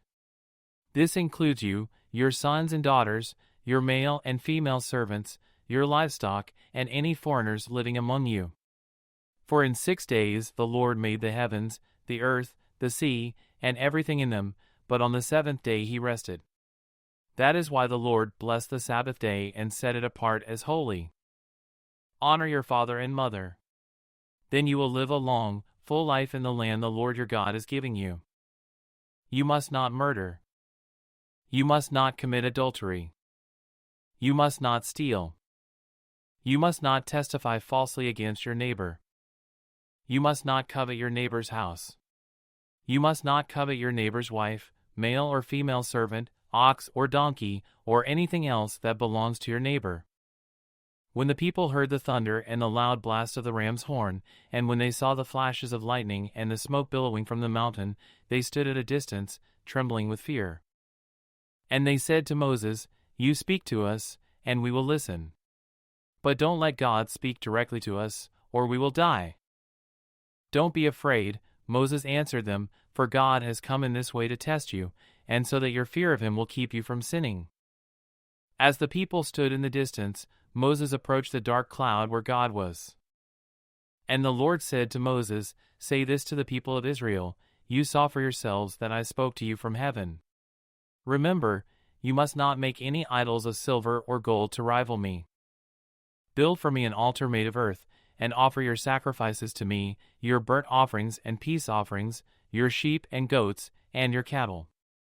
Build my altar wherever I cause my name to be remembered, and I will come to you and bless you. If you use stones to build my altar, use only natural, uncut stones. Do not shape the stones with a tool, for that would make the altar unfit for holy use. And do not approach my altar by going up steps. If you do, someone might look up under your clothing and see your nakedness. Chapter 21. These are the regulations you must present to Israel. If you buy a Hebrew slave, he may serve for no more than 6 years. Set him free in the 7th year, and he will owe you nothing for his freedom. If he was single when he became your slave, he shall leave single. But if he was married before he became a slave, then his wife must be freed with him. If his master gave him a wife while he was a slave and they had sons or daughters, then only the man will be free in the 7th year, but his wife and children will still belong to his master. But the slave may declare, I love my master, my wife, and my children. I don't want to go free. If he does this, his master must present him before God.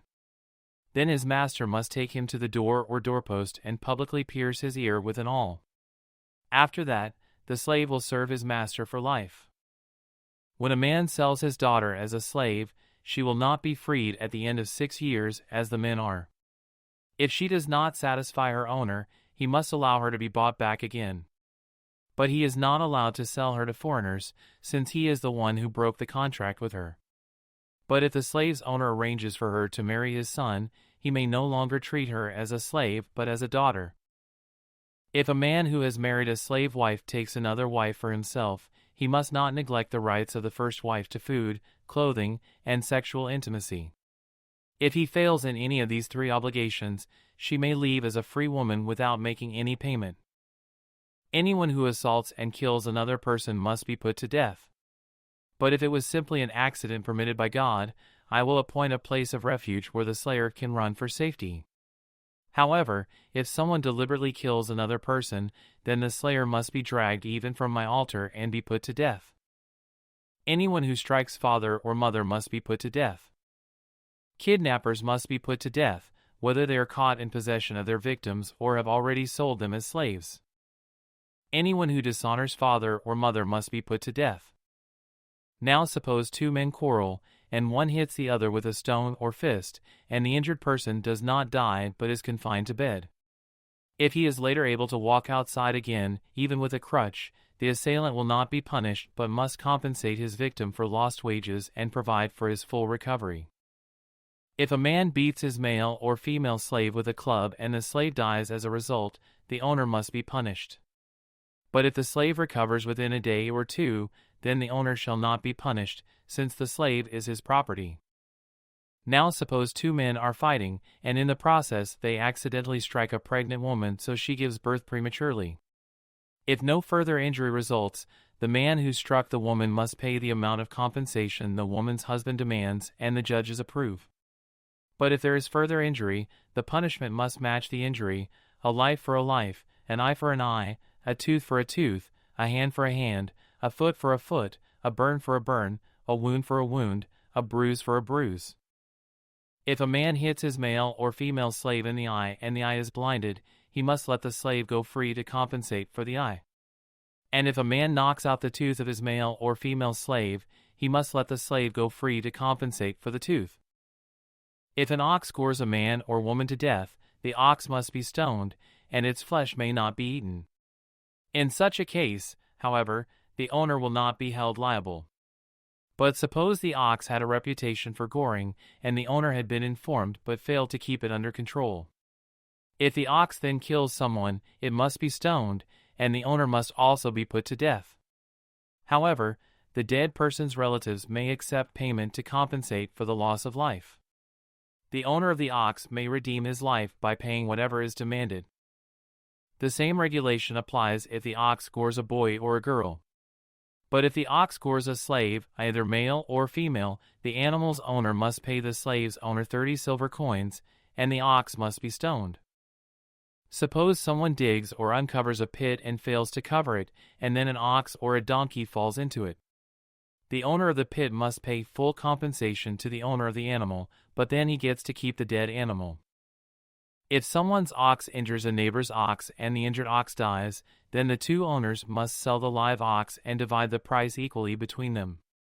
They must also divide the dead animal. But if the ox had a reputation for goring, yet its owner failed to keep it under control, he must pay full compensation, a live ox for the dead one, but he may keep the dead ox. Chapter 22. If someone steals an ox or sheep and then kills or sells it, the thief must pay back 5 oxen for each ox stolen, and 4 sheep for each sheep stolen. If a thief is caught in the act of breaking into a house and is struck and killed in the process, the person who killed the thief is not guilty of murder. But if it happens in daylight, the one who killed the thief is guilty of murder. A thief who is caught must pay in full for everything he stole. If he cannot pay, he must be sold as a slave to pay for his theft. If someone steals an ox or a donkey or a sheep and it is found in the thief's possession, then the thief must pay double the value of the stolen animal. If an animal is grazing in a field or vineyard and the owner lets it stray into someone else's field to graze, then the animal's owner must pay compensation from the best of his own grain or grapes. If you are burning thorn bushes and the fire gets out of control and spreads into another person's field, destroying the sheaves or the uncut grain or the whole crop, the one who started the fire must pay for the lost crop. Suppose someone leaves money or goods with a neighbor for safekeeping, and they are stolen from the neighbor's house. If the thief is caught, the compensation is double the value of what was stolen. But if the thief is not caught, the neighbor must appear before God, who will determine if he stole the property. Suppose there is a dispute between two people who both claim to own a particular ox, donkey, sheep, article of clothing, or any lost property. Both parties must come before God, and the person whom God declares guilty must pay double compensation to the other. Now suppose someone leaves a donkey, ox, sheep, or any other animal with a neighbor for safekeeping, but it dies or is injured or is taken away, and no one sees what happened. The neighbor must then take an oath in the presence of the Lord. If the Lord confirms that the neighbor did not steal the property, the owner must accept the verdict, and no payment will be required. But if the animal was indeed stolen, the guilty person must pay compensation to the owner. If it was torn to pieces by a wild animal, the remains of the carcass must be shown as evidence, and no compensation will be required. If someone borrows an animal from a neighbor and it is injured or dies when the owner is absent, the person who borrowed it must pay full compensation. But if the owner was present, no compensation is required. And no compensation is required if the animal was rented, for this loss is covered by the rental fee. If a man seduces a virgin who is not engaged to anyone and has sex with her, he must pay the customary bride price and marry her. But if her father refuses to let him marry her, the man must still pay him an amount equal to the bride price of a virgin. You must not allow a sorceress to live. Anyone who has sexual relations with an animal must certainly be put to death. Anyone who sacrifices to any god other than the Lord must be destroyed. You must not mistreat or oppress foreigners in any way. Remember, you yourselves were once foreigners in the land of Egypt. You must not exploit a widow or an orphan. If you exploit them in any way and they cry out to me, then I will certainly hear their cry. My anger will blaze against you, and I will kill you with the sword. Then your wives will be widows and your children fatherless. If you lend money to any of my people who are in need, do not charge interest as a money lender would. If you take your neighbor's cloak as security for a loan, you must return it before sunset. This coat may be the only blanket your neighbor has. How can a person sleep without it? If you do not return it and your neighbor cries out to me for help, then I will hear, for I am merciful. You must not dishonor God or curse any of your rulers. You must not hold anything back when you give me offerings from your crops and your wine. You must give me your firstborn sons. You must also give me the firstborn of your cattle, sheep, and goats. But leave the newborn animal with its mother for 7 days, then give it to me on the 8th day. You must be my holy people. Therefore, do not eat any animal that has been torn up and killed by wild animals. Throw it to the dogs. Chapter 23. You must not pass along false rumors. You must not cooperate with evil people by lying on the witness stand. You must not follow the crowd in doing wrong. When you are called to testify in a dispute, do not be swayed by the crowd to twist justice. And do not slant your testimony in favor of a person just because that person is poor. If you come upon your enemy's ox or donkey that has strayed away, take it back to its owner. If you see that the donkey of someone who hates you has collapsed under its load, do not walk by. Instead, stop and help. In a lawsuit, you must not deny justice to the poor. Be sure never to charge anyone falsely with evil. Never sentence an innocent or blameless person to death, for I never declare a guilty person to be innocent. Take no bribes, for a bribe makes you ignore something that you clearly see. A bribe makes even a righteous person twist the truth. You must not oppress foreigners. You know what it's like to be a foreigner, for you yourselves were once foreigners in the land of Egypt. Plant and harvest your crops for 6 years, but let the land be renewed and lie uncultivated during the 7th year. Then let the poor among you harvest whatever grows on its own. Leave the rest for wild animals to eat. The same applies to your vineyards and olive groves. You have 6 days each week for your ordinary work, but on the 7th day you must stop working. This gives your ox and your donkey a chance to rest. It also allows your slaves and the foreigners living among you to be refreshed. Pay close attention to all my instructions. You must not call on the name of any other gods. Do not even speak their names. Each year you must celebrate 3 festivals in my honor. First, celebrate the festival of unleavened bread. For 7 days the bread you eat must be made without yeast, just as I commanded you. Celebrate this festival annually at the appointed time in early spring, in the month of Abib, for that is the anniversary of your departure from Egypt. No one may appear before me without an offering. Second, celebrate the festival of harvest, when you bring me the first crops of your harvest. Finally, celebrate the festival of the final harvest at the end of the harvest season, when you have harvested all the crops from your fields. At these 3 times each year, every man in Israel must appear before the sovereign, the Lord. You must not offer the blood of my sacrificial offerings together with any baked goods containing yeast. And do not leave the fat from the festival offerings until the next morning. As you harvest your crops, bring the very best of the first harvest to the house of the Lord your God. You must not cook a young goat in its mother's milk. See, I am sending an angel before you to protect you on your journey and lead you safely to the place I have prepared for you. Pay close attention to him and obey his instructions. Do not rebel against him, for he is my representative, and he will not forgive your rebellion. But if you are careful to obey him, following all my instructions, then I will be an enemy to your enemies, and I will oppose those who oppose you. For my angel will go before you and bring you into the land of the Amorites, Hittites, Perizzites, Canaanites, Hivites, and Jebusites, so you may live there. And I will destroy them completely. You must not worship the gods of these nations or serve them in any way or imitate their evil practices. Instead, you must utterly destroy them and smash their sacred pillars. You must serve only the Lord your God. If you do, I will bless you with food and water, and I will protect you from illness. There will be no miscarriages or infertility in your land, and I will give you long, full lives. I will send my terror ahead of you and create panic among all the people whose lands you invade. I will make all your enemies turn and run. I will send terror ahead of you to drive out the Hivites, Canaanites, and Hittites. But I will not drive them out in a single year, because the land would become desolate and the wild animals would multiply and threaten you. I will drive them out a little at a time until your population has increased enough to take possession of the land. And I will fix your boundaries from the Red Sea to the Mediterranean Sea, and from the eastern wilderness to the Euphrates River.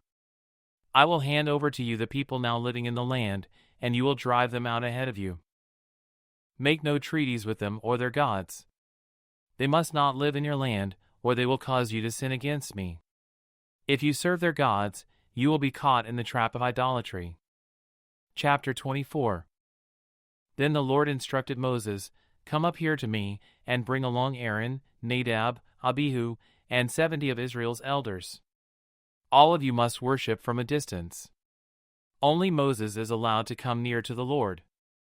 The others must not come near, and none of the other people are allowed to climb up the mountain with him." Then Moses went down to the people and repeated all the instructions and regulations the Lord had given him. All the people answered with one voice, "We will do everything the Lord has commanded." Then Moses carefully wrote down all the Lord's instructions. Early the next morning Moses got up and built an altar at the foot of the mountain.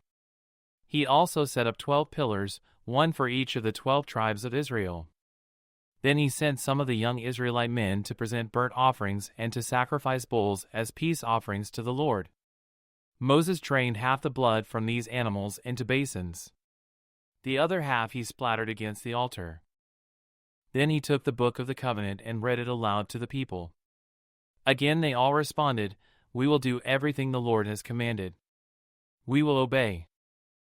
Then Moses took the blood from the basins and splattered it over the people, declaring, "Look, this blood confirms the covenant the Lord has made with you in giving you these instructions." Then Moses, Aaron, Nadab, Abihu, and the 70 elders of Israel climbed up the mountain.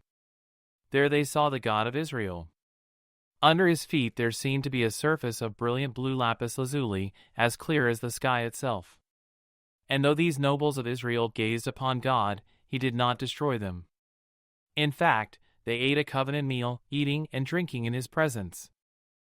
Then the Lord said to Moses, "Come up to me on the mountain. Stay there, and I will give you the tablets of stone on which I have inscribed the instructions and commands so you can teach the people." So Moses and his assistant Joshua set out, and Moses climbed up the mountain of God. Moses told the elders, "Stay here and wait for us until we come back. Aaron and Hur are here with you. If anyone has a dispute while I am gone, consult with them." Then Moses climbed up the mountain, and the cloud covered it. And the glory of the Lord settled down on Mount Sinai, and the cloud covered it for 6 days. On the 7th day the Lord called to Moses from inside the cloud. To the Israelites at the foot of the mountain, the glory of the Lord appeared at the summit like a consuming fire. Then Moses disappeared into the cloud as he climbed higher up the mountain. He remained on the mountain 40 days and 40 nights. Chapter 25. The Lord said to Moses, "Tell the people of Israel to bring me their sacred offerings. Accept the contributions from all whose hearts are moved to offer them. Here is a list of sacred offerings you may accept from them: gold, silver, and bronze, blue, purple, and scarlet thread, fine linen and goat hair for cloth, tanned ram skins and fine goatskin leather, acacia wood, olive oil for the lamps, spices for the anointing oil and the fragrant incense, onyx stones, and other gemstones to be set in the ephod and the priest's chest piece. Have the people of Israel build me a holy sanctuary so I can live among them. You must build this tabernacle and its furnishings exactly according to the pattern I will show you. Have the people make an ark of acacia wood, a sacred chest 45 inches long, 27 inches wide, and 27 inches high. Overlay it inside and outside with pure gold, and run a molding of gold all around it. Cast 4 gold rings and attach them to its 4 feet, 2 rings on each side. Make poles from acacia wood, and overlay them with gold. Insert the poles into the rings at the sides of the ark to carry it. These carrying poles must stay inside the rings, never remove them. When the ark is finished, place inside it the stone tablets inscribed with the terms of the covenant, which I will give to you. Then make the ark's cover, the place of atonement, from pure gold. It must be 45 inches long and 27 inches wide. Then make 2 cherubim from hammered gold, and place them on the 2 ends of the atonement cover. Mold the cherubim on each end of the atonement cover, making it all of one piece of gold. The cherubim will face each other and look down on the atonement cover. With their wings spread above it, they will protect it. Place inside the ark the stone tablets inscribed with the terms of the covenant, which I will give to you. Then put the atonement cover on top of the ark. I will meet with you there and talk to you from above the atonement cover between the gold cherubim that hover over the ark of the covenant. From there I will give you my commands for the people of Israel. Then make a table of acacia wood, 36 inches long, 18 inches wide, and 27 inches high. Overlay it with pure gold and run a gold molding around the edge. Decorate it with a 3-inch border all around and run a gold molding along the border. Make 4 gold rings for the table and attach them at the 4 corners next to the 4 legs. Attach the rings near the border to hold the poles that are used to carry the table. Make these poles from acacia wood and overlay them with gold. Make special containers of pure gold for the table, bowls, ladles, pitchers, and jars to be used in pouring out liquid offerings. Place the bread of the presence on the table to remain before me at all times. Make a lampstand of pure, hammered gold. Make the entire lampstand and its decorations of one piece, the base, center stem, lamp cups, buds, and petals. Make it with 6 branches going out from the center stem, 3 on each side. Each of the 6 branches will have 3 lamp cups shaped like almond blossoms, complete with buds and petals. Craft the center stem of the lampstand with 4 lamp cups shaped like almond blossoms, complete with buds and petals. There will also be an almond bud beneath each pair of branches where the 6 branches extend from the center stem. The almond buds and branches must all be of one piece with the center stem, and they must be hammered from pure gold. Then make the 7 lamps for the lampstand, and set them so they reflect their light forward. The lamp snuffers and trays must also be made of pure gold. You will need 75 pounds of pure gold for the lampstand and its accessories. Be sure that you make everything according to the pattern I have shown you here on the mountain. Chapter 27. Make the tabernacle from 10 curtains of finely woven linen. Decorate the curtains with blue, purple, and scarlet thread and with skillfully embroidered cherubim. These 10 curtains must all be exactly the same size, 42 feet long and 6 feet wide. Join 5 of these curtains together to make one long curtain, then join the other 5 into a second long curtain. Put loops of blue yarn along the edge of the last curtain in each set. The 50 loops along the edge of one curtain are to match the 50 loops along the edge of the other curtain. Then make 50 gold clasps and fasten the long curtains together with the clasps. In this way, the tabernacle will be made of one continuous piece. Make 11 curtains of goat hair cloth to serve as a tent covering for the tabernacle. These 11 curtains must all be exactly the same size, 45 feet long and 6 feet wide. Join 5 of these curtains together to make one long curtain and join the other 6 into a second long curtain. Allow 3 feet of material from the second set of curtains to hang over the front of the sacred tent. Make 50 loops for one edge of each large curtain. Then make 50 bronze clasps, and fasten the loops of the long curtains with the clasps. In this way, the tent covering will be made of one continuous piece. The remaining 3 feet of this tent covering will be left to hang over the back of the tabernacle. Allow 18 inches of remaining material to hang down over each side, so the tabernacle is completely covered. Complete the tent covering with a protective layer of tanned ram skins and a layer of fine goatskin leather. For the framework of the tabernacle, construct frames of acacia wood. Each frame must be 15 feet high and 27 inches wide, with 2 pegs under each frame. Make all the frames identical. Make 20 of these frames to support the curtains on the south side of the tabernacle. Also make 40 silver bases, 2 bases under each frame, with the pegs fitting securely into the bases. For the north side of the tabernacle, make another 20 frames, with their 40 silver bases, 2 bases under each frame.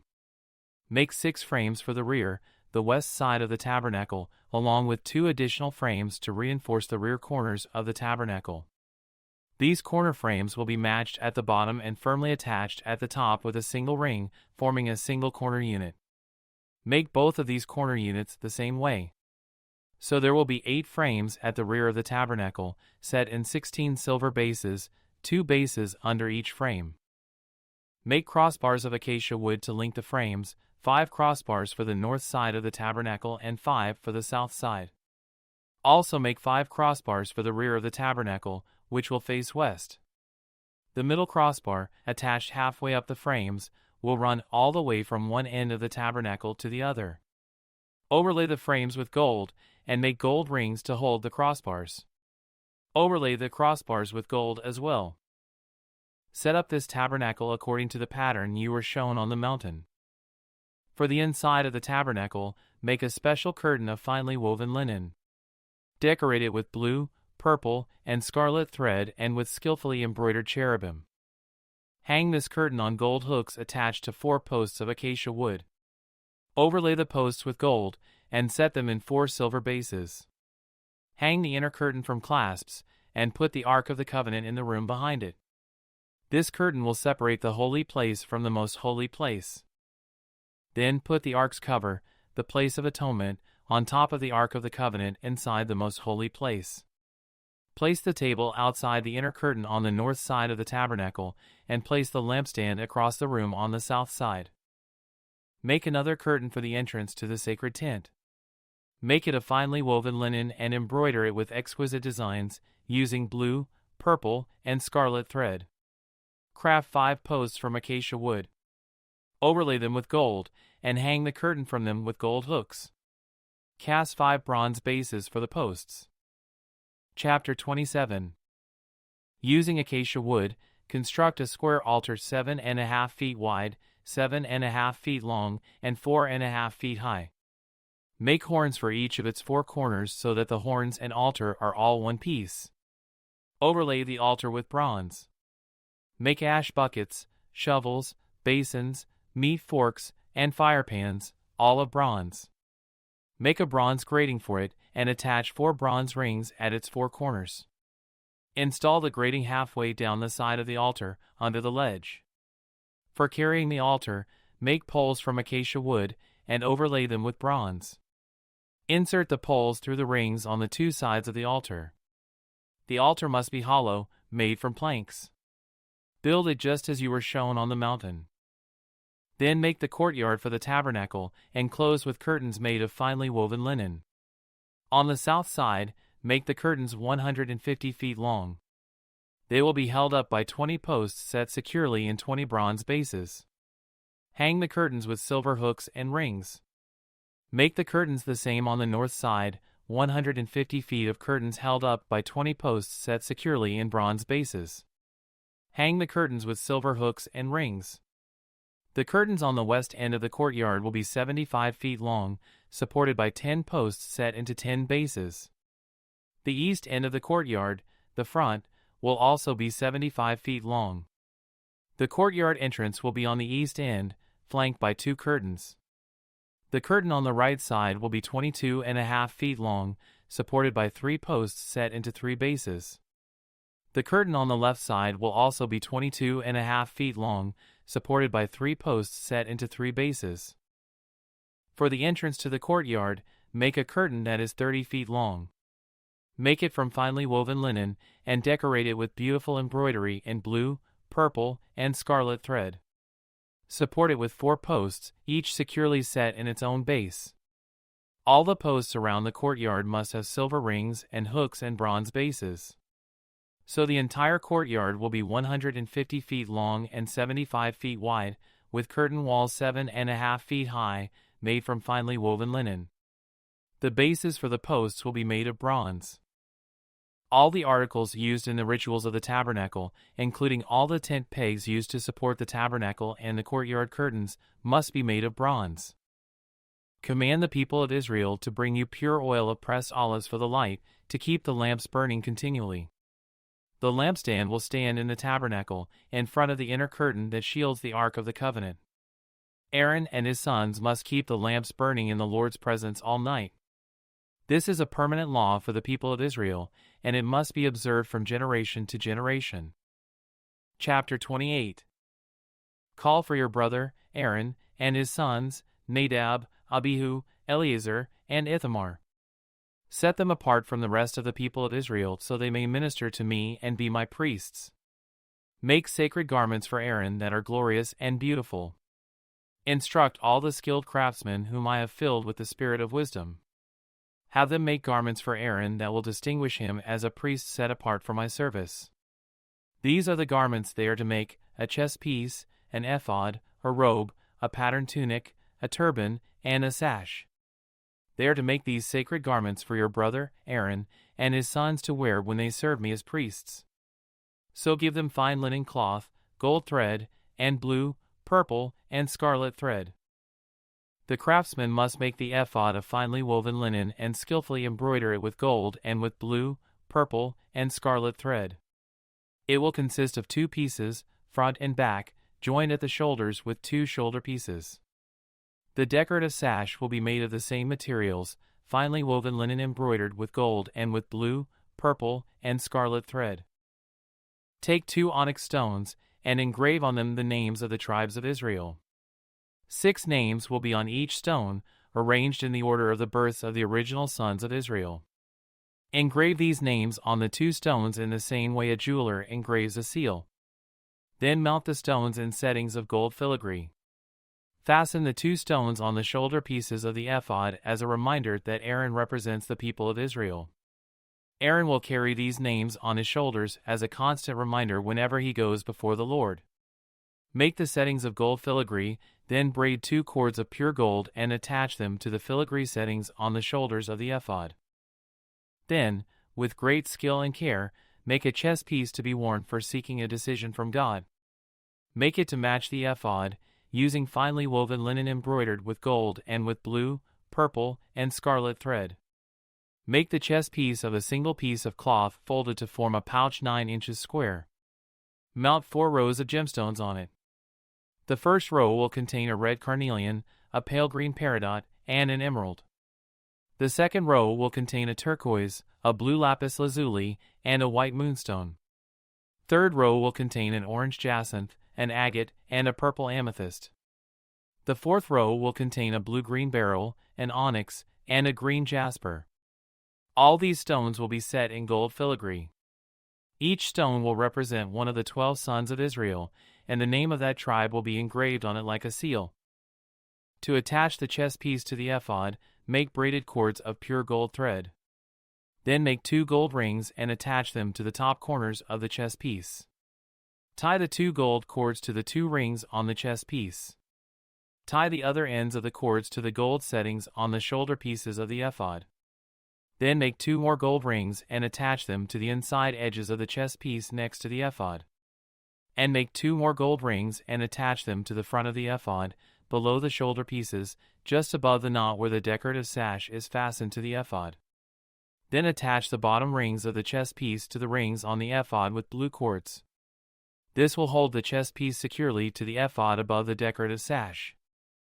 In this way, Aaron will carry the names of the tribes of Israel on the sacred chest piece over his heart when he goes into the holy place.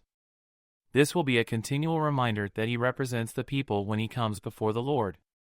Insert the Urim and Thummim into the sacred chest piece so they will be carried over Aaron's heart when he goes into the Lord's presence. In this way, Aaron will always carry over his heart the objects used to determine the Lord's will for his people whenever he goes in before the Lord. Make the robe that is worn with the ephod from a single piece of blue cloth, with an opening for Aaron's head in the middle of it.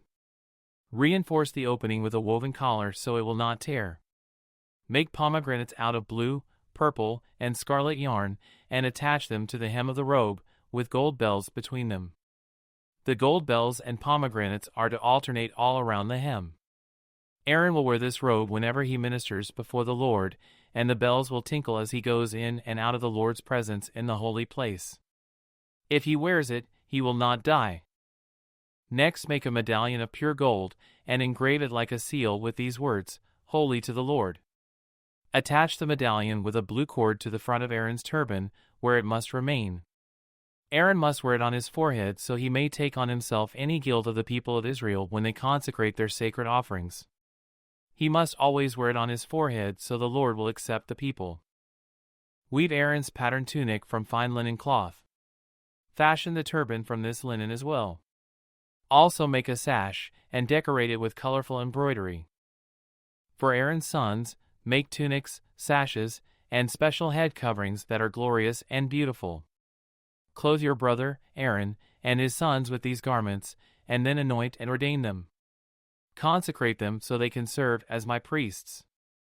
Also make linen undergarments for them, to be worn next to their bodies, reaching from their hips to their thighs.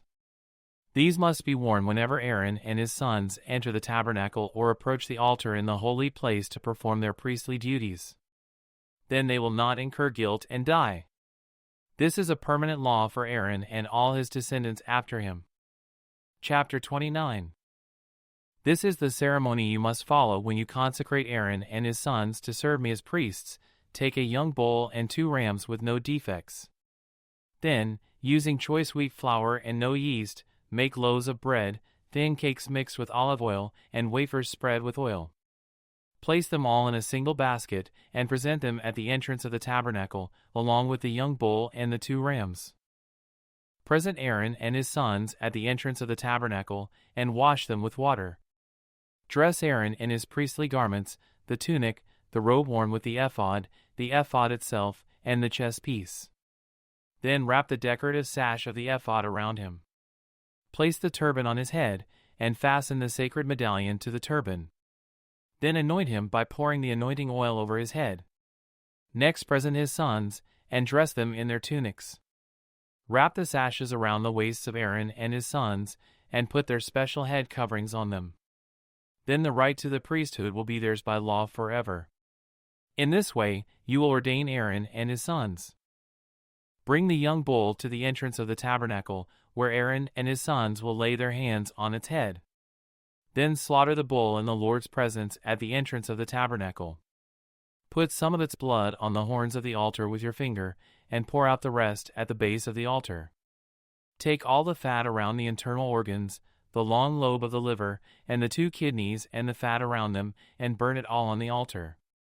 Then take the rest of the bull, including its hide, meat, and dung, and burn it outside the camp as a sin offering. Next, Aaron and his sons must lay their hands on the head of one of the rams. Then slaughter the ram, and splatter its blood against all sides of the altar. Cut the ram into pieces, and wash off the internal organs and the legs. Set them alongside the head and the other pieces of the body, then burn the entire animal on the altar. This is a burnt offering to the Lord. It is a pleasing aroma, a special gift presented to the Lord. Now take the other ram, and have Aaron and his sons lay their hands on its head. Then slaughter it, and apply some of its blood to the right earlobes of Aaron and his sons. Also put it on the thumbs of their right hands and the big toes of their right feet. Splatter the rest of the blood against all sides of the altar. Then take some of the blood from the altar and some of the anointing oil, and sprinkle it on Aaron and his sons and on their garments. In this way, they and their garments will be set apart as holy. Since this is the ram for the ordination of Aaron and his sons, take the fat of the ram, including the fat of the broad tail, the fat around the internal organs, the long lobe of the liver, and the 2 kidneys and the fat around them, along with the right thigh. Then take 1 round loaf of bread, 1 thin cake mixed with olive oil, and 1 wafer from the basket of bread without yeast that was placed in the Lord's presence. Put all these in the hands of Aaron and his sons to be lifted up as a special offering to the Lord. Afterward take the various breads from their hands, and burn them on the altar along with the burnt offering. It is a pleasing aroma to the Lord, a special gift for him. Then take the breast of Aaron's ordination ram, and lift it up in the Lord's presence as a special offering to him. Then keep it as your own portion. Set aside the portions of the ordination ram that belong to Aaron and his sons. This includes the breast and the thigh that were lifted up before the Lord as a special offering. In the future, whenever the people of Israel lift up a peace offering, a portion of it must be set aside for Aaron and his descendants. This is their permanent right, and it is a sacred offering from the Israelites to the Lord. Aaron's sacred garments must be preserved for his descendants who succeed him, and they will wear them when they are anointed and ordained. The descendant who succeeds him as high priest will wear these clothes for 7 days as he ministers in the tabernacle and the holy place. Take the ram used in the ordination ceremony, and boil its meat in a sacred place. Then Aaron and his sons will eat this meat, along with the bread in the basket, at the tabernacle entrance. They alone may eat the meat and bread used for their purification in the ordination ceremony. No one else may eat them, for these things are set apart and holy. If any of the ordination meat or bread remains until the morning, it must be burned. It may not be eaten, for it is holy. This is how you will ordain Aaron and his sons to their offices, just as I have commanded you. The ordination ceremony will go on for 7 days. Each day you must sacrifice a young bull as a sin offering to purify them, making them right with the Lord. Afterward, cleanse the altar by purifying it, make it holy by anointing it with oil. Purify the altar, and consecrate it every day for 7 days. After that, the altar will be absolutely holy, and whatever touches it will become holy.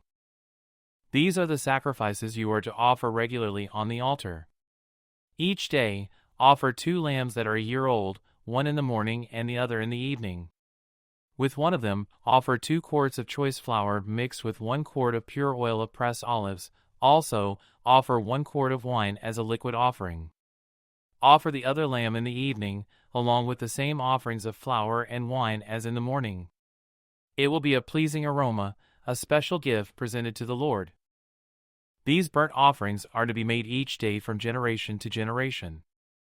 Offer them in the Lord's presence at the tabernacle entrance. There I will meet with you and speak with you.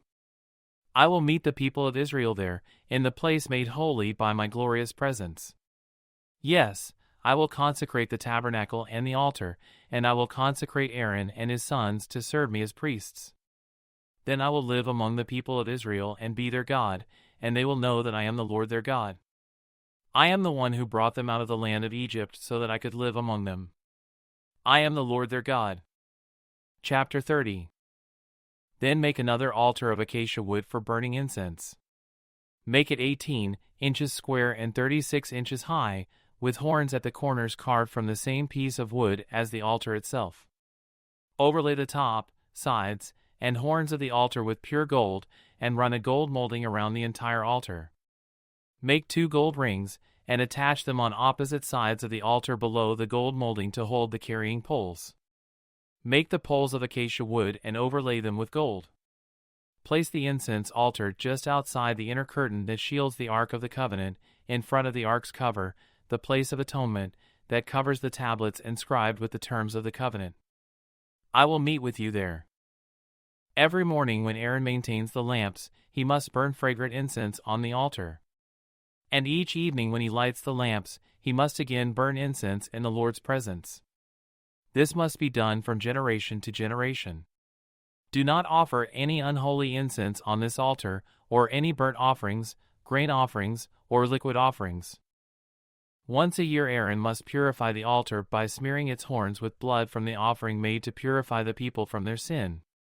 This will be a regular, annual event from generation to generation, for this is the Lord's most holy altar. Then the Lord said to Moses, "Whenever you take a census of the people of Israel, each man who is counted must pay a ransom for himself to the Lord. Then no plague will strike the people as you count them. Each person who is counted must give a small piece of silver as a sacred offering to the Lord. This payment is half a shekel, based on the sanctuary shekel, which equals 20 gerahs. All who have reached their 20th birthday must give this sacred offering to the Lord. When this offering is given to the Lord to purify your lives, making you right with Him, the rich must not give more than the specified amount, and the poor must not give less. Receive this ransom money from the Israelites, and use it for the care of the tabernacle. It will bring the Israelites to the Lord's attention, and it will purify your lives." Then the Lord said to Moses, "Make a bronze washbasin with a bronze stand, place it between the tabernacle and the altar, and fill it with water. Aaron and his sons will wash their hands and feet there. They must wash with water whenever they go into the tabernacle to appear before the Lord and when they approach the altar to burn up their special gifts to the Lord, or they will die. They must always wash their hands and feet, or they will die. This is a permanent law for Aaron and his descendants, to be observed from generation to generation." Then the Lord said to Moses, "Collect choice spices, 12.5 pounds of pure myrrh, 6.25 pounds of fragrant cinnamon, 6.25 pounds of fragrant calamus, and 12.5 pounds of cassia, as measured by the weight of the sanctuary shekel. Also get 1 gallon of olive oil. Like a skilled incense maker, blend these ingredients to make a holy anointing oil.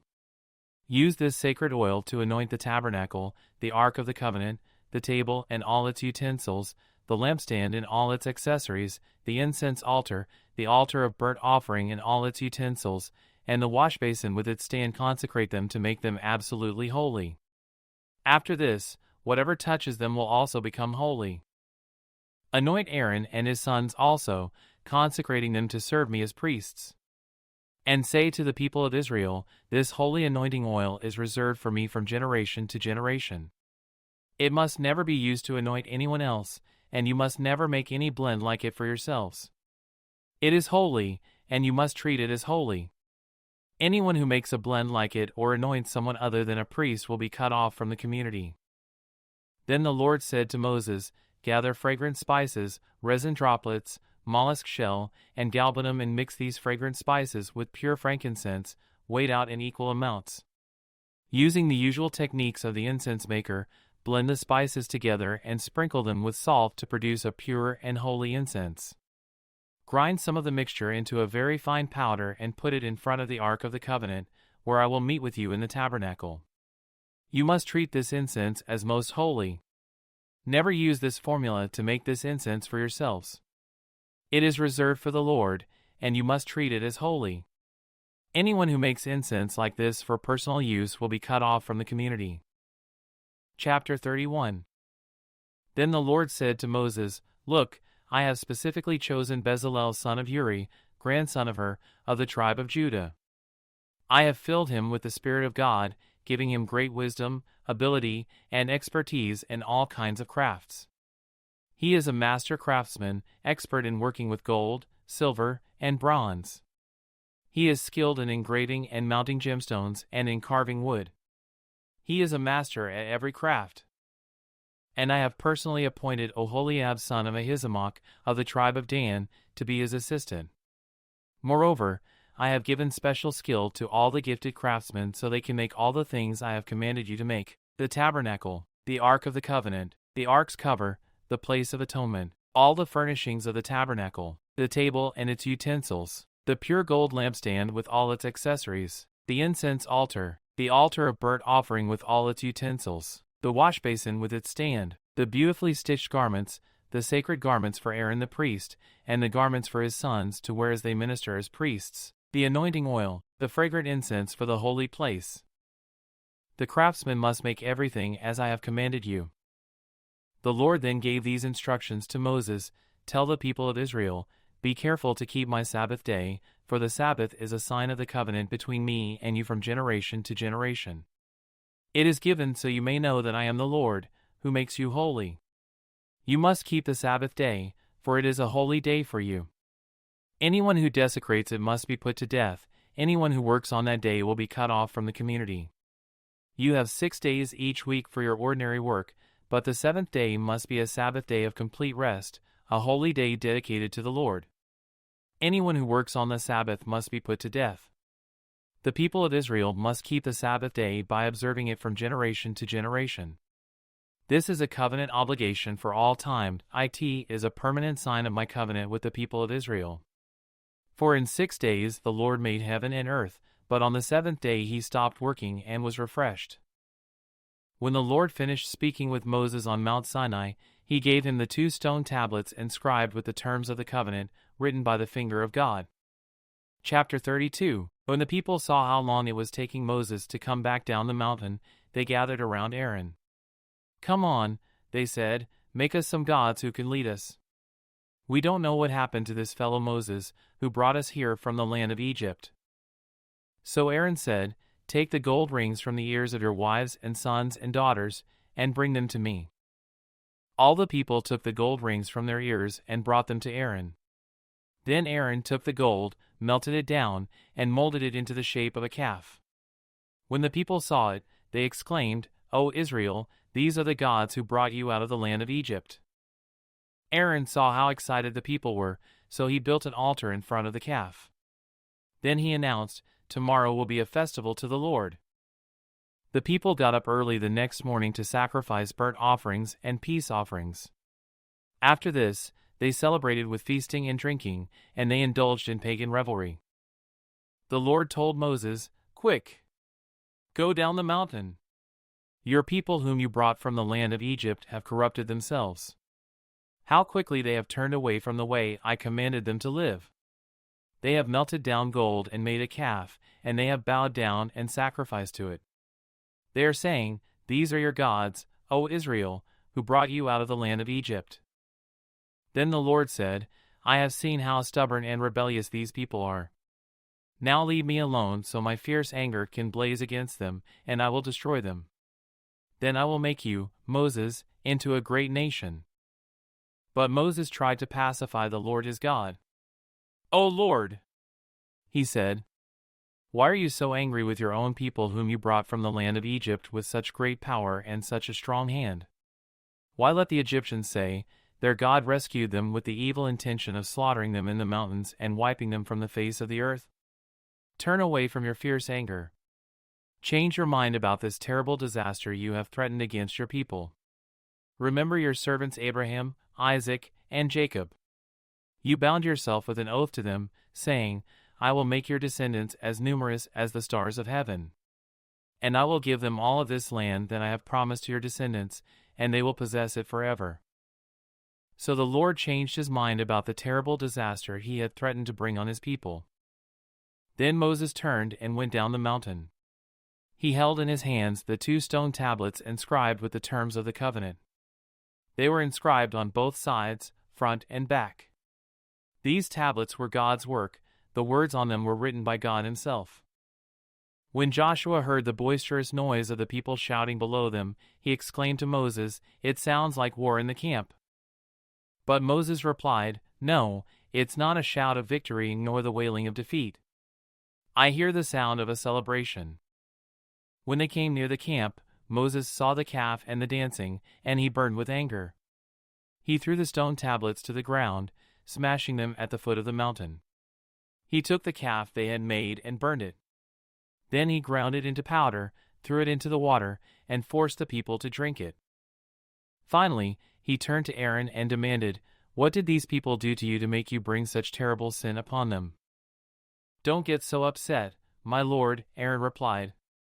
"You yourself know how evil these people are. They said to me, 'Make us gods who will lead us.' We don't know what happened to this fellow Moses, who brought us here from the land of Egypt. So I told them, 'Whoever has gold jewelry, take it off.'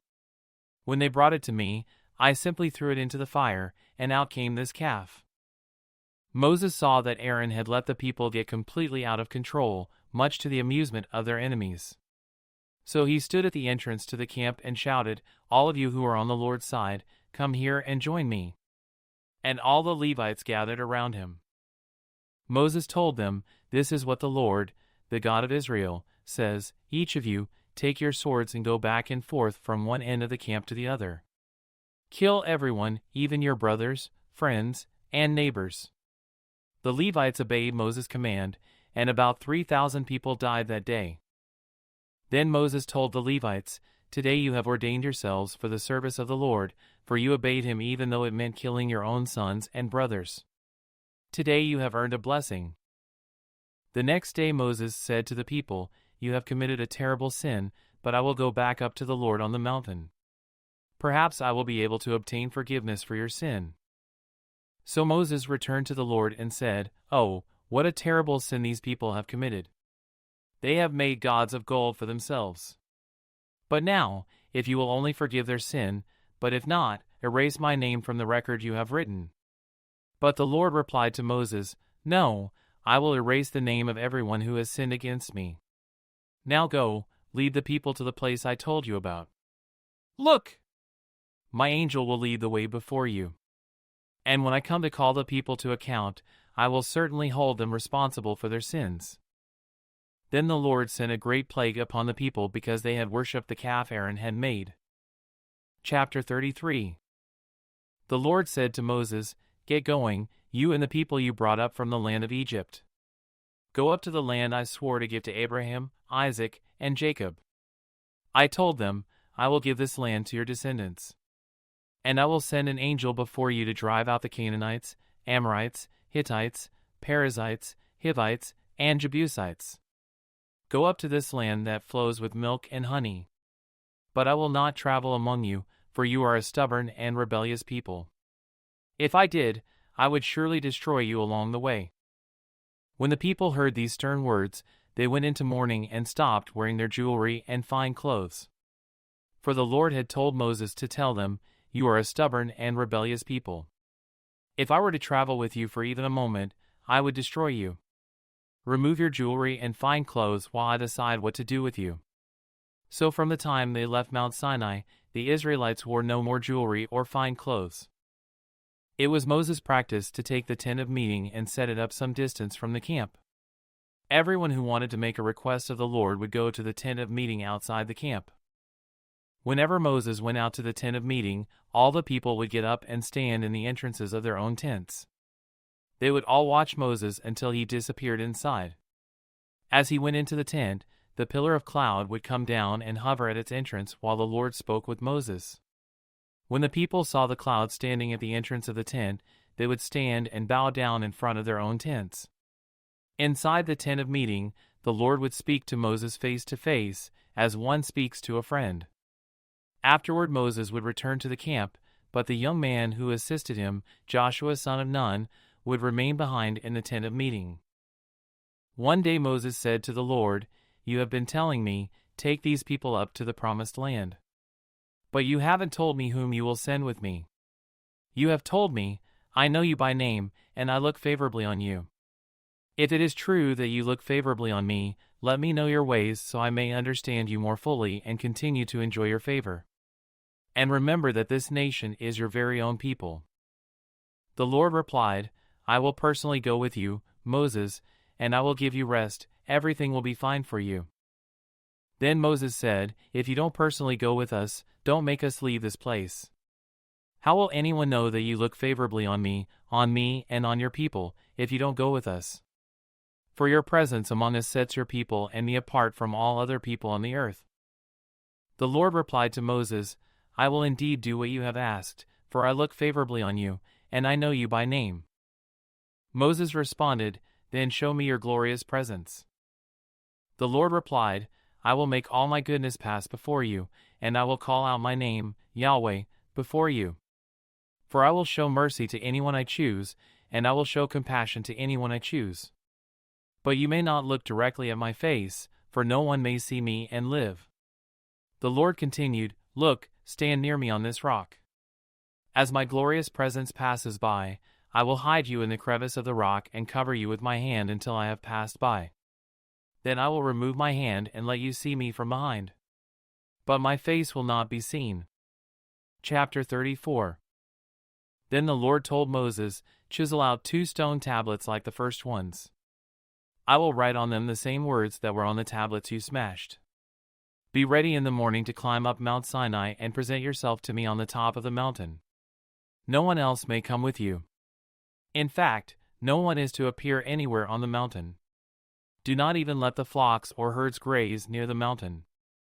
So Moses chiseled out 2 tablets of stone like the first ones. Early in the morning he climbed Mount Sinai as the Lord had commanded him, and he carried the 2 stone tablets in his hands. Then the Lord came down in a cloud and stood there with him, and he called out his own name, Yahweh. The Lord passed in front of Moses, calling out, "Yahweh, the Lord, the God of compassion and mercy. I am slow to anger, and filled with unfailing love and faithfulness. I lavish unfailing love to 1,000 generations. I forgive iniquity, rebellion, and sin. But I do not excuse the guilty. I lay the sins of the parents upon their children and grandchildren. The entire family is affected, even children in the 3rd and 4th generations." Moses immediately threw himself to the ground and worshipped. And he said, "O Lord, if it is true that I have found favor with you, then please travel with us. Yes, this is a stubborn and rebellious people, but please forgive our iniquity and our sins. Claim us as your own special possession." The Lord replied, "Listen, I am making a covenant with you in the presence of all your people. I will perform miracles that have never been performed anywhere in all the earth or in any nation. And all the people around you will see the power of the Lord, the awesome power I will display for you. But listen carefully to everything I command you today. Then I will go ahead of you and drive out the Amorites, Canaanites, Hittites, Perizzites, Hivites, and Jebusites. Be very careful never to make a treaty with the people who live in the land where you are going. If you do, you will follow their evil ways and be trapped. Instead, you must break down their pagan altars, smash their sacred pillars, and cut down their Asherah poles. You must worship no other gods, for the Lord, whose very name is jealous, is a God who is jealous about his relationship with you. You must not make a treaty of any kind with the people living in the land. They lust after their gods, offering sacrifices to them. They will invite you to join them in their sacrificial meals, and you will go with them. Then you will accept their daughters, who sacrifice to other gods, as wives for your sons. And they will seduce your sons to commit adultery against me by worshiping other gods. You must not make any gods of molten metal for yourselves. You must celebrate the festival of unleavened bread. For 7 days the bread you eat must be made without yeast, just as I commanded you. Celebrate this festival annually at the appointed time in early spring, in the month of Abib, for that is the anniversary of your departure from Egypt. The firstborn of every animal belongs to me, including the firstborn males from your herds of cattle and your flocks of sheep and goats. A firstborn donkey may be bought back from the Lord by presenting a lamb or young goat in its place. But if you do not buy it back, you must break its neck. However, you must buy back every firstborn son. No one may appear before me without an offering. You have 6 days each week for your ordinary work, but on the seventh day you must stop working, even during the seasons of plowing and harvest. You must celebrate the festival of harvest with the first crop of the wheat harvest, and celebrate the festival of the final harvest at the end of the harvest season. 3 times each year every man in Israel must appear before the sovereign, the Lord, the God of Israel. I will drive out the other nations ahead of you and expand your territory, so no one will covet and conquer your land while you appear before the Lord your God 3 times each year. You must not offer the blood of my sacrificial offerings together with any baked goods containing yeast. And none of the meat of the Passover sacrifice may be kept over until the next morning. As you harvest your crops, bring the very best of the first harvest to the house of the Lord your God. You must not cook a young goat in its mother's milk. Then the Lord said to Moses, "Write down all these instructions, for they represent the terms of the covenant I am making with you and with Israel." Moses remained there on the mountain with the Lord 40 days and 40 nights. In all that time he ate no bread and drank no water. And the Lord wrote the terms of the covenant, the 10 Commandments, on the stone tablets.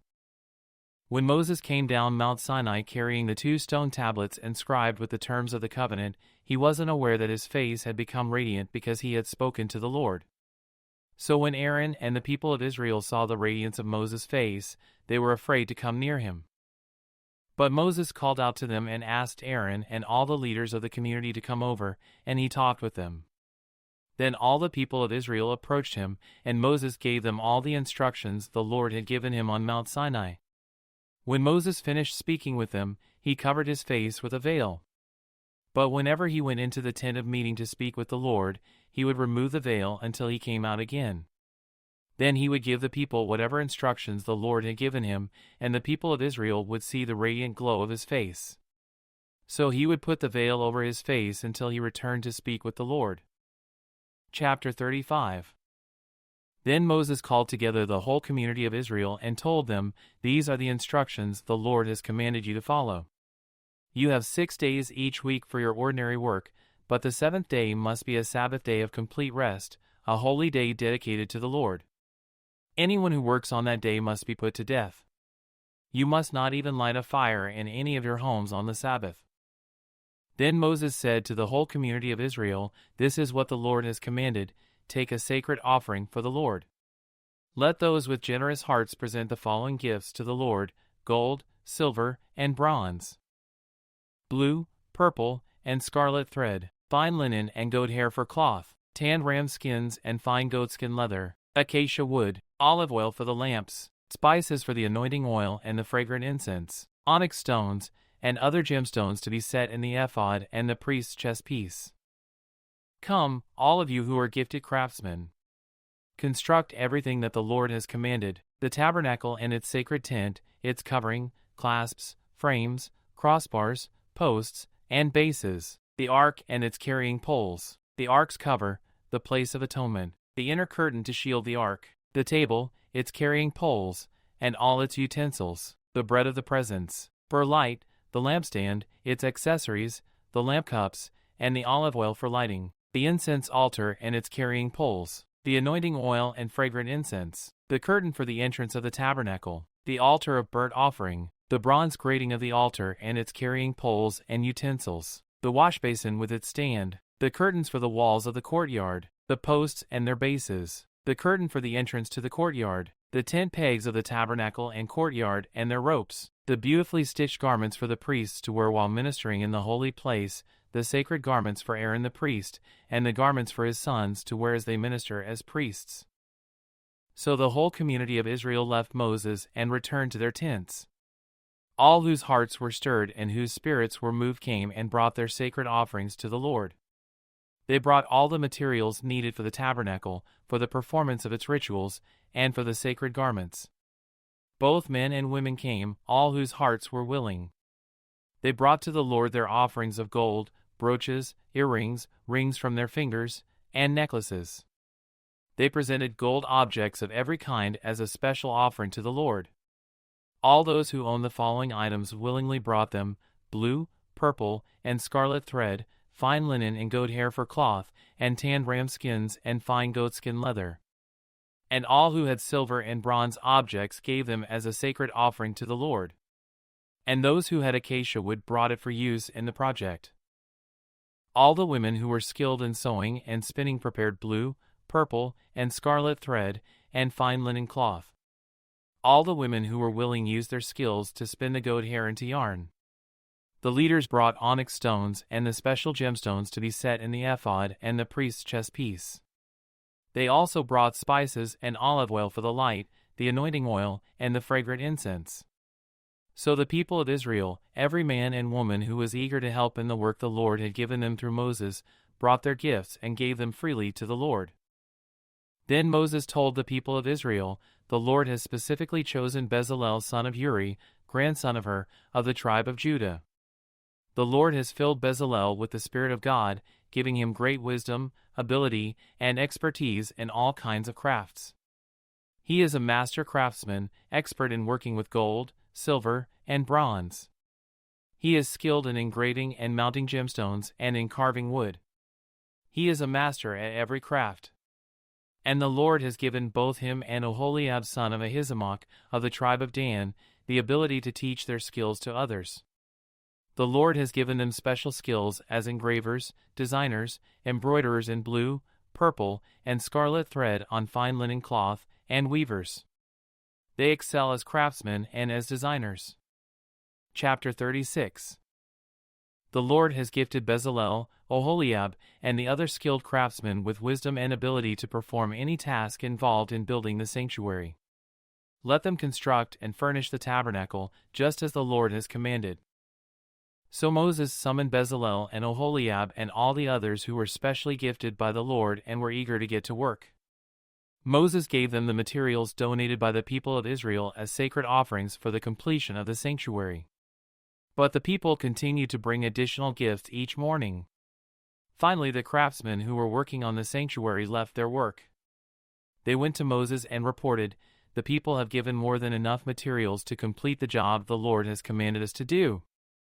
So Moses gave the command, and this message was sent throughout the camp, "Men and women, don't prepare any more gifts for the sanctuary.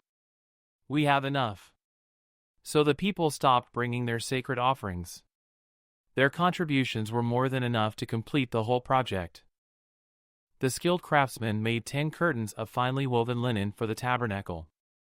Then Bezalel decorated the curtains with blue, purple, and scarlet thread and with skillfully embroidered cherubim.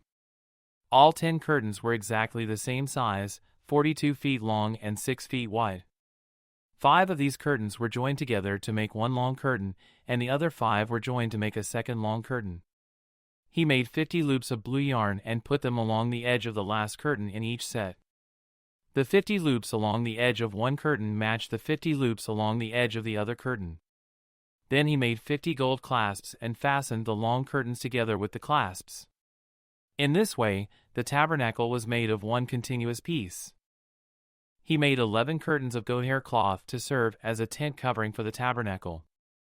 These 11 curtains were all exactly the same size, 45 feet long and 6 feet wide. Bezalel joined 5 of these curtains together to make one long curtain, and the other 6 were joined to make a second long curtain. He made 50 loops for the edge of each large curtain. He also made 50 bronze clasps to fasten the long curtains together. In this way, the tent covering was made of one continuous piece. He completed the tent covering with a layer of tanned ram skins and a layer of fine goatskin leather. For the framework of the tabernacle, Bezalel constructed frames of acacia wood. Each frame was 15 feet high and 27 inches wide, with 2 pegs under each frame. All the frames were identical. He made 20 of these frames to support the curtains on the south side of the tabernacle. He also made 40 silver bases, 2 bases under each frame, with the pegs fitting securely into the bases. For the north side of the tabernacle, he made another 20 frames, with their 40 silver bases, 2 bases under each frame. He made 6 frames for the rear, the west side of the tabernacle, along with 2 additional frames to reinforce the rear corners of the tabernacle. These corner frames were matched at the bottom and firmly attached at the top with a single ring, forming a single corner unit. Both of these corner units were made the same way. So there were 8 frames at the rear of the tabernacle, set in 16 silver bases, 2 bases under each frame. Then he made crossbars of acacia wood to link the frames, 5 crossbars for the north side of the tabernacle and 5 for the south side. He also made 5 crossbars for the rear of the tabernacle, which faced west. He made the middle crossbar to attach halfway up the frames. It ran all the way from one end of the tabernacle to the other. He overlaid the frames with gold and made gold rings to hold the crossbars. Then he overlaid the crossbars with gold as well. For the inside of the tabernacle, Bezalel made a special curtain of finely woven linen. He decorated it with blue, purple, and scarlet thread and with skillfully embroidered cherubim. For the curtain, he made 4 posts of acacia wood and 4 gold hooks. He overlaid the posts with gold and set them in 4 silver bases. Then he made another curtain for the entrance to the sacred tent. He made it of finely woven linen and embroidered it with exquisite designs using blue, purple, and scarlet thread. This curtain was hung on gold hooks attached to 5 posts. The posts with their decorated tops and hooks were overlaid with gold, and the 5 bases were cast from bronze. Chapter 37. Next Bezalel made the ark of acacia wood, a sacred chest 45 inches long, 27 inches wide, and 27 inches high. He overlaid it inside and outside with pure gold, and he ran a molding of gold all around it. He cast 4 gold rings and attached them to its 4 feet, 2 rings on each side. Then he made poles from acacia wood and overlaid them with gold. He inserted the poles into the rings at the sides of the ark to carry it. Then he made the ark's cover, the place of atonement, from pure gold. It was 45 inches long and 27 inches wide. He made 2 cherubim from hammered gold and placed them on the 2 ends of the atonement cover. He molded the cherubim on each end of the atonement cover, making it all of one piece of gold. The cherubim faced each other and looked down on the atonement cover. With their wings spread above it, they protected it. Then Bezalel made the table of acacia wood, 36 inches long, 18 inches wide, and 27 inches high. He overlaid it with pure gold and ran a gold molding around the edge. He decorated it with a 3-inch border all around, and he ran a gold molding along the border. Then he cast 4 gold rings for the table and attached them at the 4 corners next to the 4 legs. The rings were attached near the border to hold the poles that were used to carry the table. He made these poles from acacia wood and overlaid them with gold. Then he made special containers of pure gold for the table, bowls, ladles, jars, and pitchers, to be used in pouring out liquid offerings. Then Bezalel made the lampstand of pure, hammered gold. He made the entire lampstand and its decorations of one piece, the base, center stem, lamp cups, buds, and petals. The lampstand had 6 branches going out from the center stem, 3 on each side. Each of the 6 branches had 3 lamp cups shaped like almond blossoms, complete with buds and petals. The center stem of the lampstand was crafted with 4 lamp cups shaped like almond blossoms, complete with buds and petals. There was an almond bud beneath each pair of branches where the 6 branches extended from the center stem, all made of one piece. The almond buds and branches were all of one piece with the center stem, and they were hammered from pure gold. He also made 7 lamps for the lampstand, lamp snuffers, and trays, all of pure gold. The entire lampstand, along with its accessories, was made from 75 pounds of pure gold. Then Bezalel made the incense altar of acacia wood. It was 18 inches square and 36 inches high, with horns at the corners carved from the same piece of wood as the altar itself.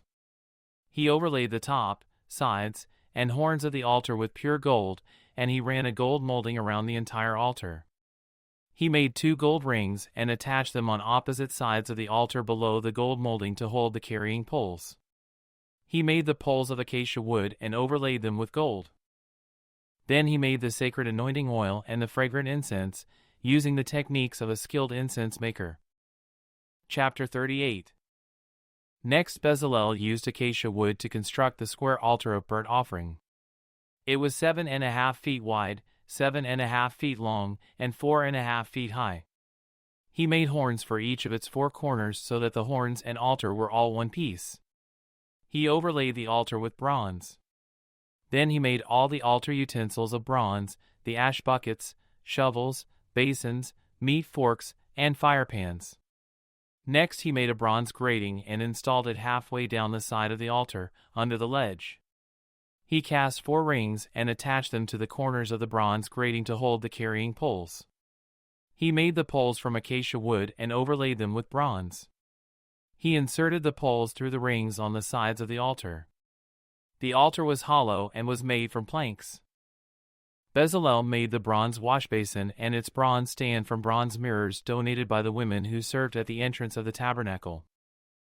Then Bezalel made the courtyard, which was enclosed with curtains made of finely woven linen. On the south side the curtains were 150 feet long.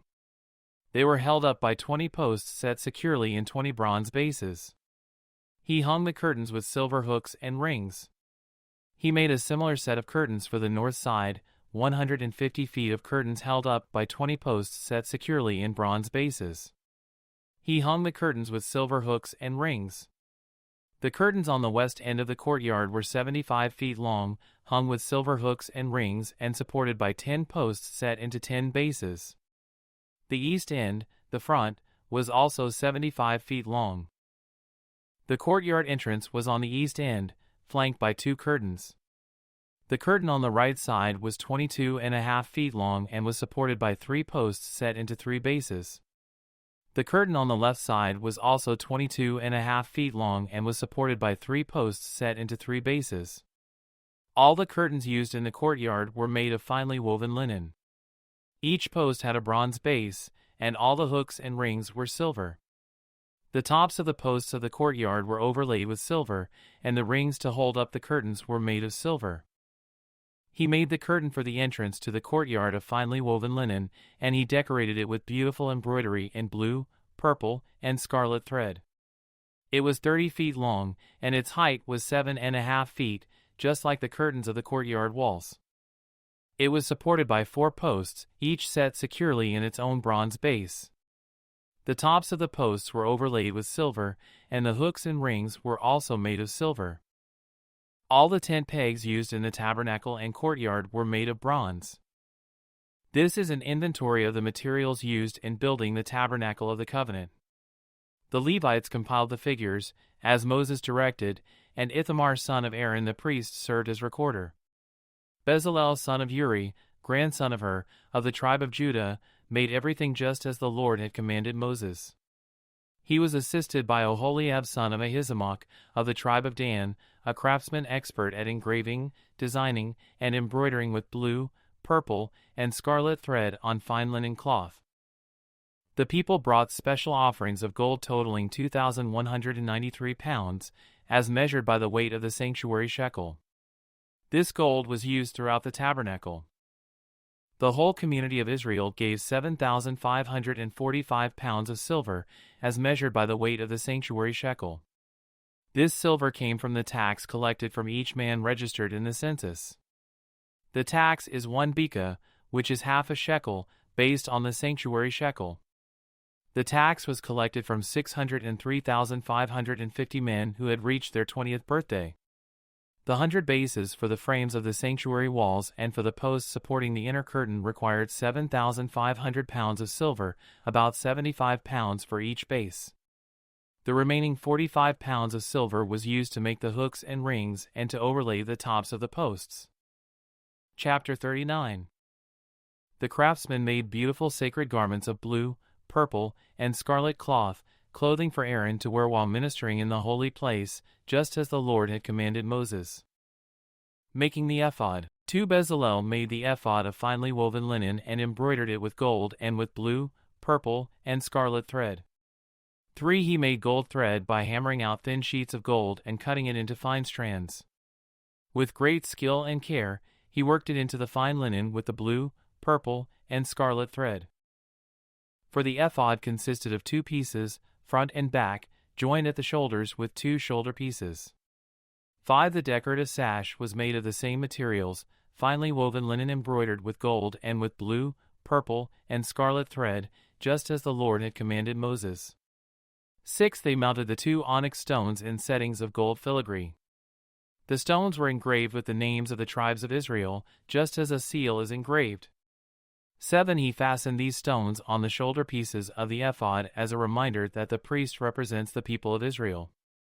All this was done just as the Lord had commanded Moses. Making the chest piece. 8. Bezalel made the chest piece with great skill and care.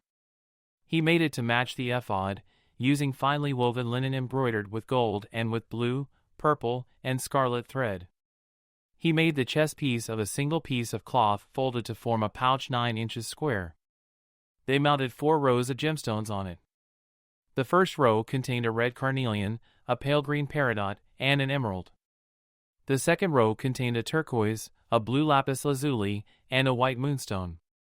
The third row contained an orange jacinth, an agate, and a purple amethyst. The fourth row contained a blue-green beryl, an onyx, and a green jasper. All these stones were set in gold filigree. Each stone represented one of the 12 sons of Israel, and the name of that tribe was engraved on it like a seal.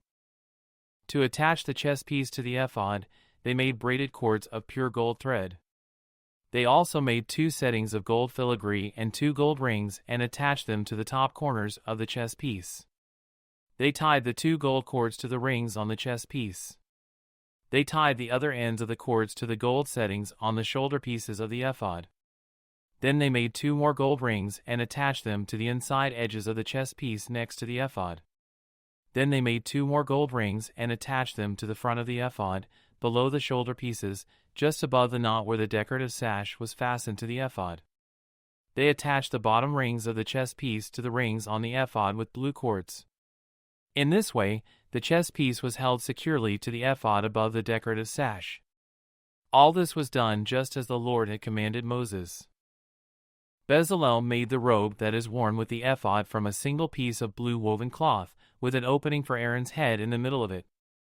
The opening was reinforced with a woven collar so it would not tear. They made pomegranates of blue, purple, and scarlet yarn, and attached them to the hem of the robe. They also made bells of pure gold and placed them between the pomegranates along the hem of the robe, with bells and pomegranates alternating all around the hem. This robe was to be worn whenever the priest ministered before the Lord, just as the Lord had commanded Moses. They made tunics for Aaron and his sons from fine linen cloth. The turban and the special head coverings were made of fine linen, and the undergarments were also made of finely woven linen.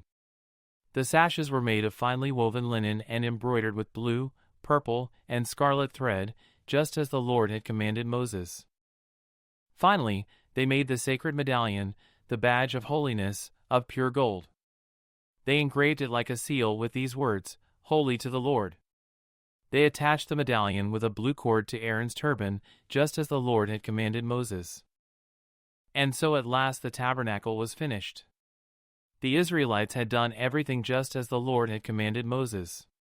And they brought the entire tabernacle to Moses, the sacred tent with all its furnishings, clasps, frames, crossbars, posts, and bases, the tent coverings of tanned ram skins and fine goatskin leather, the inner curtain to shield the ark of the covenant and its carrying poles, the ark's cover, the place of atonement, the table and all its utensils, the bread of the presence, the pure gold lampstand with its symmetrical lamp cups, all its accessories, and the olive oil for lighting, the gold altar, the anointing oil and fragrant incense, the curtain for the entrance of the sacred tent, the bronze altar, the bronze grating and its carrying poles and utensils, the washbasin with its stand, the curtains for the walls of the courtyard, the posts and their bases, the curtain for the entrance to the courtyard, the ropes and tent pegs, all the furnishings to be used in worship at the tabernacle, the beautifully stitched garments for the priests to wear while ministering in the holy place, the sacred garments for Aaron the priest, and the garments for his sons to wear as they minister as priests. So the people of Israel followed all of the Lord's instructions to Moses. Then Moses inspected all their work. When he found it had been done just as the Lord had commanded him, he blessed them. The people also brought as special offerings 5,310 pounds of bronze, which was used for casting the bases for the posts at the entrance to the tabernacle, and for the bronze altar with its bronze grating and all the altar utensils. Bronze was also used to make the bases for the posts that supported the curtains around the courtyard, the bases for the curtain at the entrance of the courtyard, and all the tent pegs for the tabernacle and the courtyard. Chapter 40. Then the Lord said to Moses, "Set up the tabernacle on the first day of the new year. Place the Ark of the Covenant inside, and install the inner curtain to enclose the Ark within the most holy place. Then bring in the table, and arrange the utensils on it. And bring in the lampstand, and set up the lamps. Place the gold incense altar in front of the Ark of the Covenant. Then hang the curtain at the entrance of the tabernacle. Place the altar of burnt offering in front of the tabernacle entrance. Set the wash basin between the tabernacle and the altar, and fill it with water. Then set up the courtyard around the outside of the tent, and hang the curtain for the courtyard entrance. Take the anointing oil and anoint the tabernacle and all its furnishings to consecrate them and make them holy. Anoint the altar of burnt offering and its utensils to consecrate them. Then the altar will become absolutely holy. Next, anoint the wash basin and its stand to consecrate them. Present Aaron and his sons at the entrance of the tabernacle, and wash them with water. Dress Aaron with the sacred garments and anoint him, consecrating him to serve me as a priest. Then present his sons and dress them in their tunics. Anoint them as you did their father, so they may also serve me as priests. With their anointing, Aaron's descendants are set apart for the priesthood forever, from generation to generation. Moses proceeded to do everything just as the Lord had commanded him. So the tabernacle was set up on the first day of the first month of the second year. Moses erected the tabernacle by setting down its bases, inserting the frames, attaching the crossbars, and setting up the posts. Then he spread the coverings over the tabernacle framework and put on the protective layers, just as the Lord had commanded him. He took the stone tablets inscribed with the terms of the covenant and placed them inside the Arkansas. Then he attached the carrying poles to the ark, and he set the ark's cover, the place of atonement, on top of it. Then he brought the Ark of the Covenant into the tabernacle and hung the inner curtain to shield it from view, just as the Lord had commanded him. Next Moses placed the table in the tabernacle, along the north side of the holy place, just outside the inner curtain. And he arranged the bread of the presence on the table before the Lord, just as the Lord had commanded him.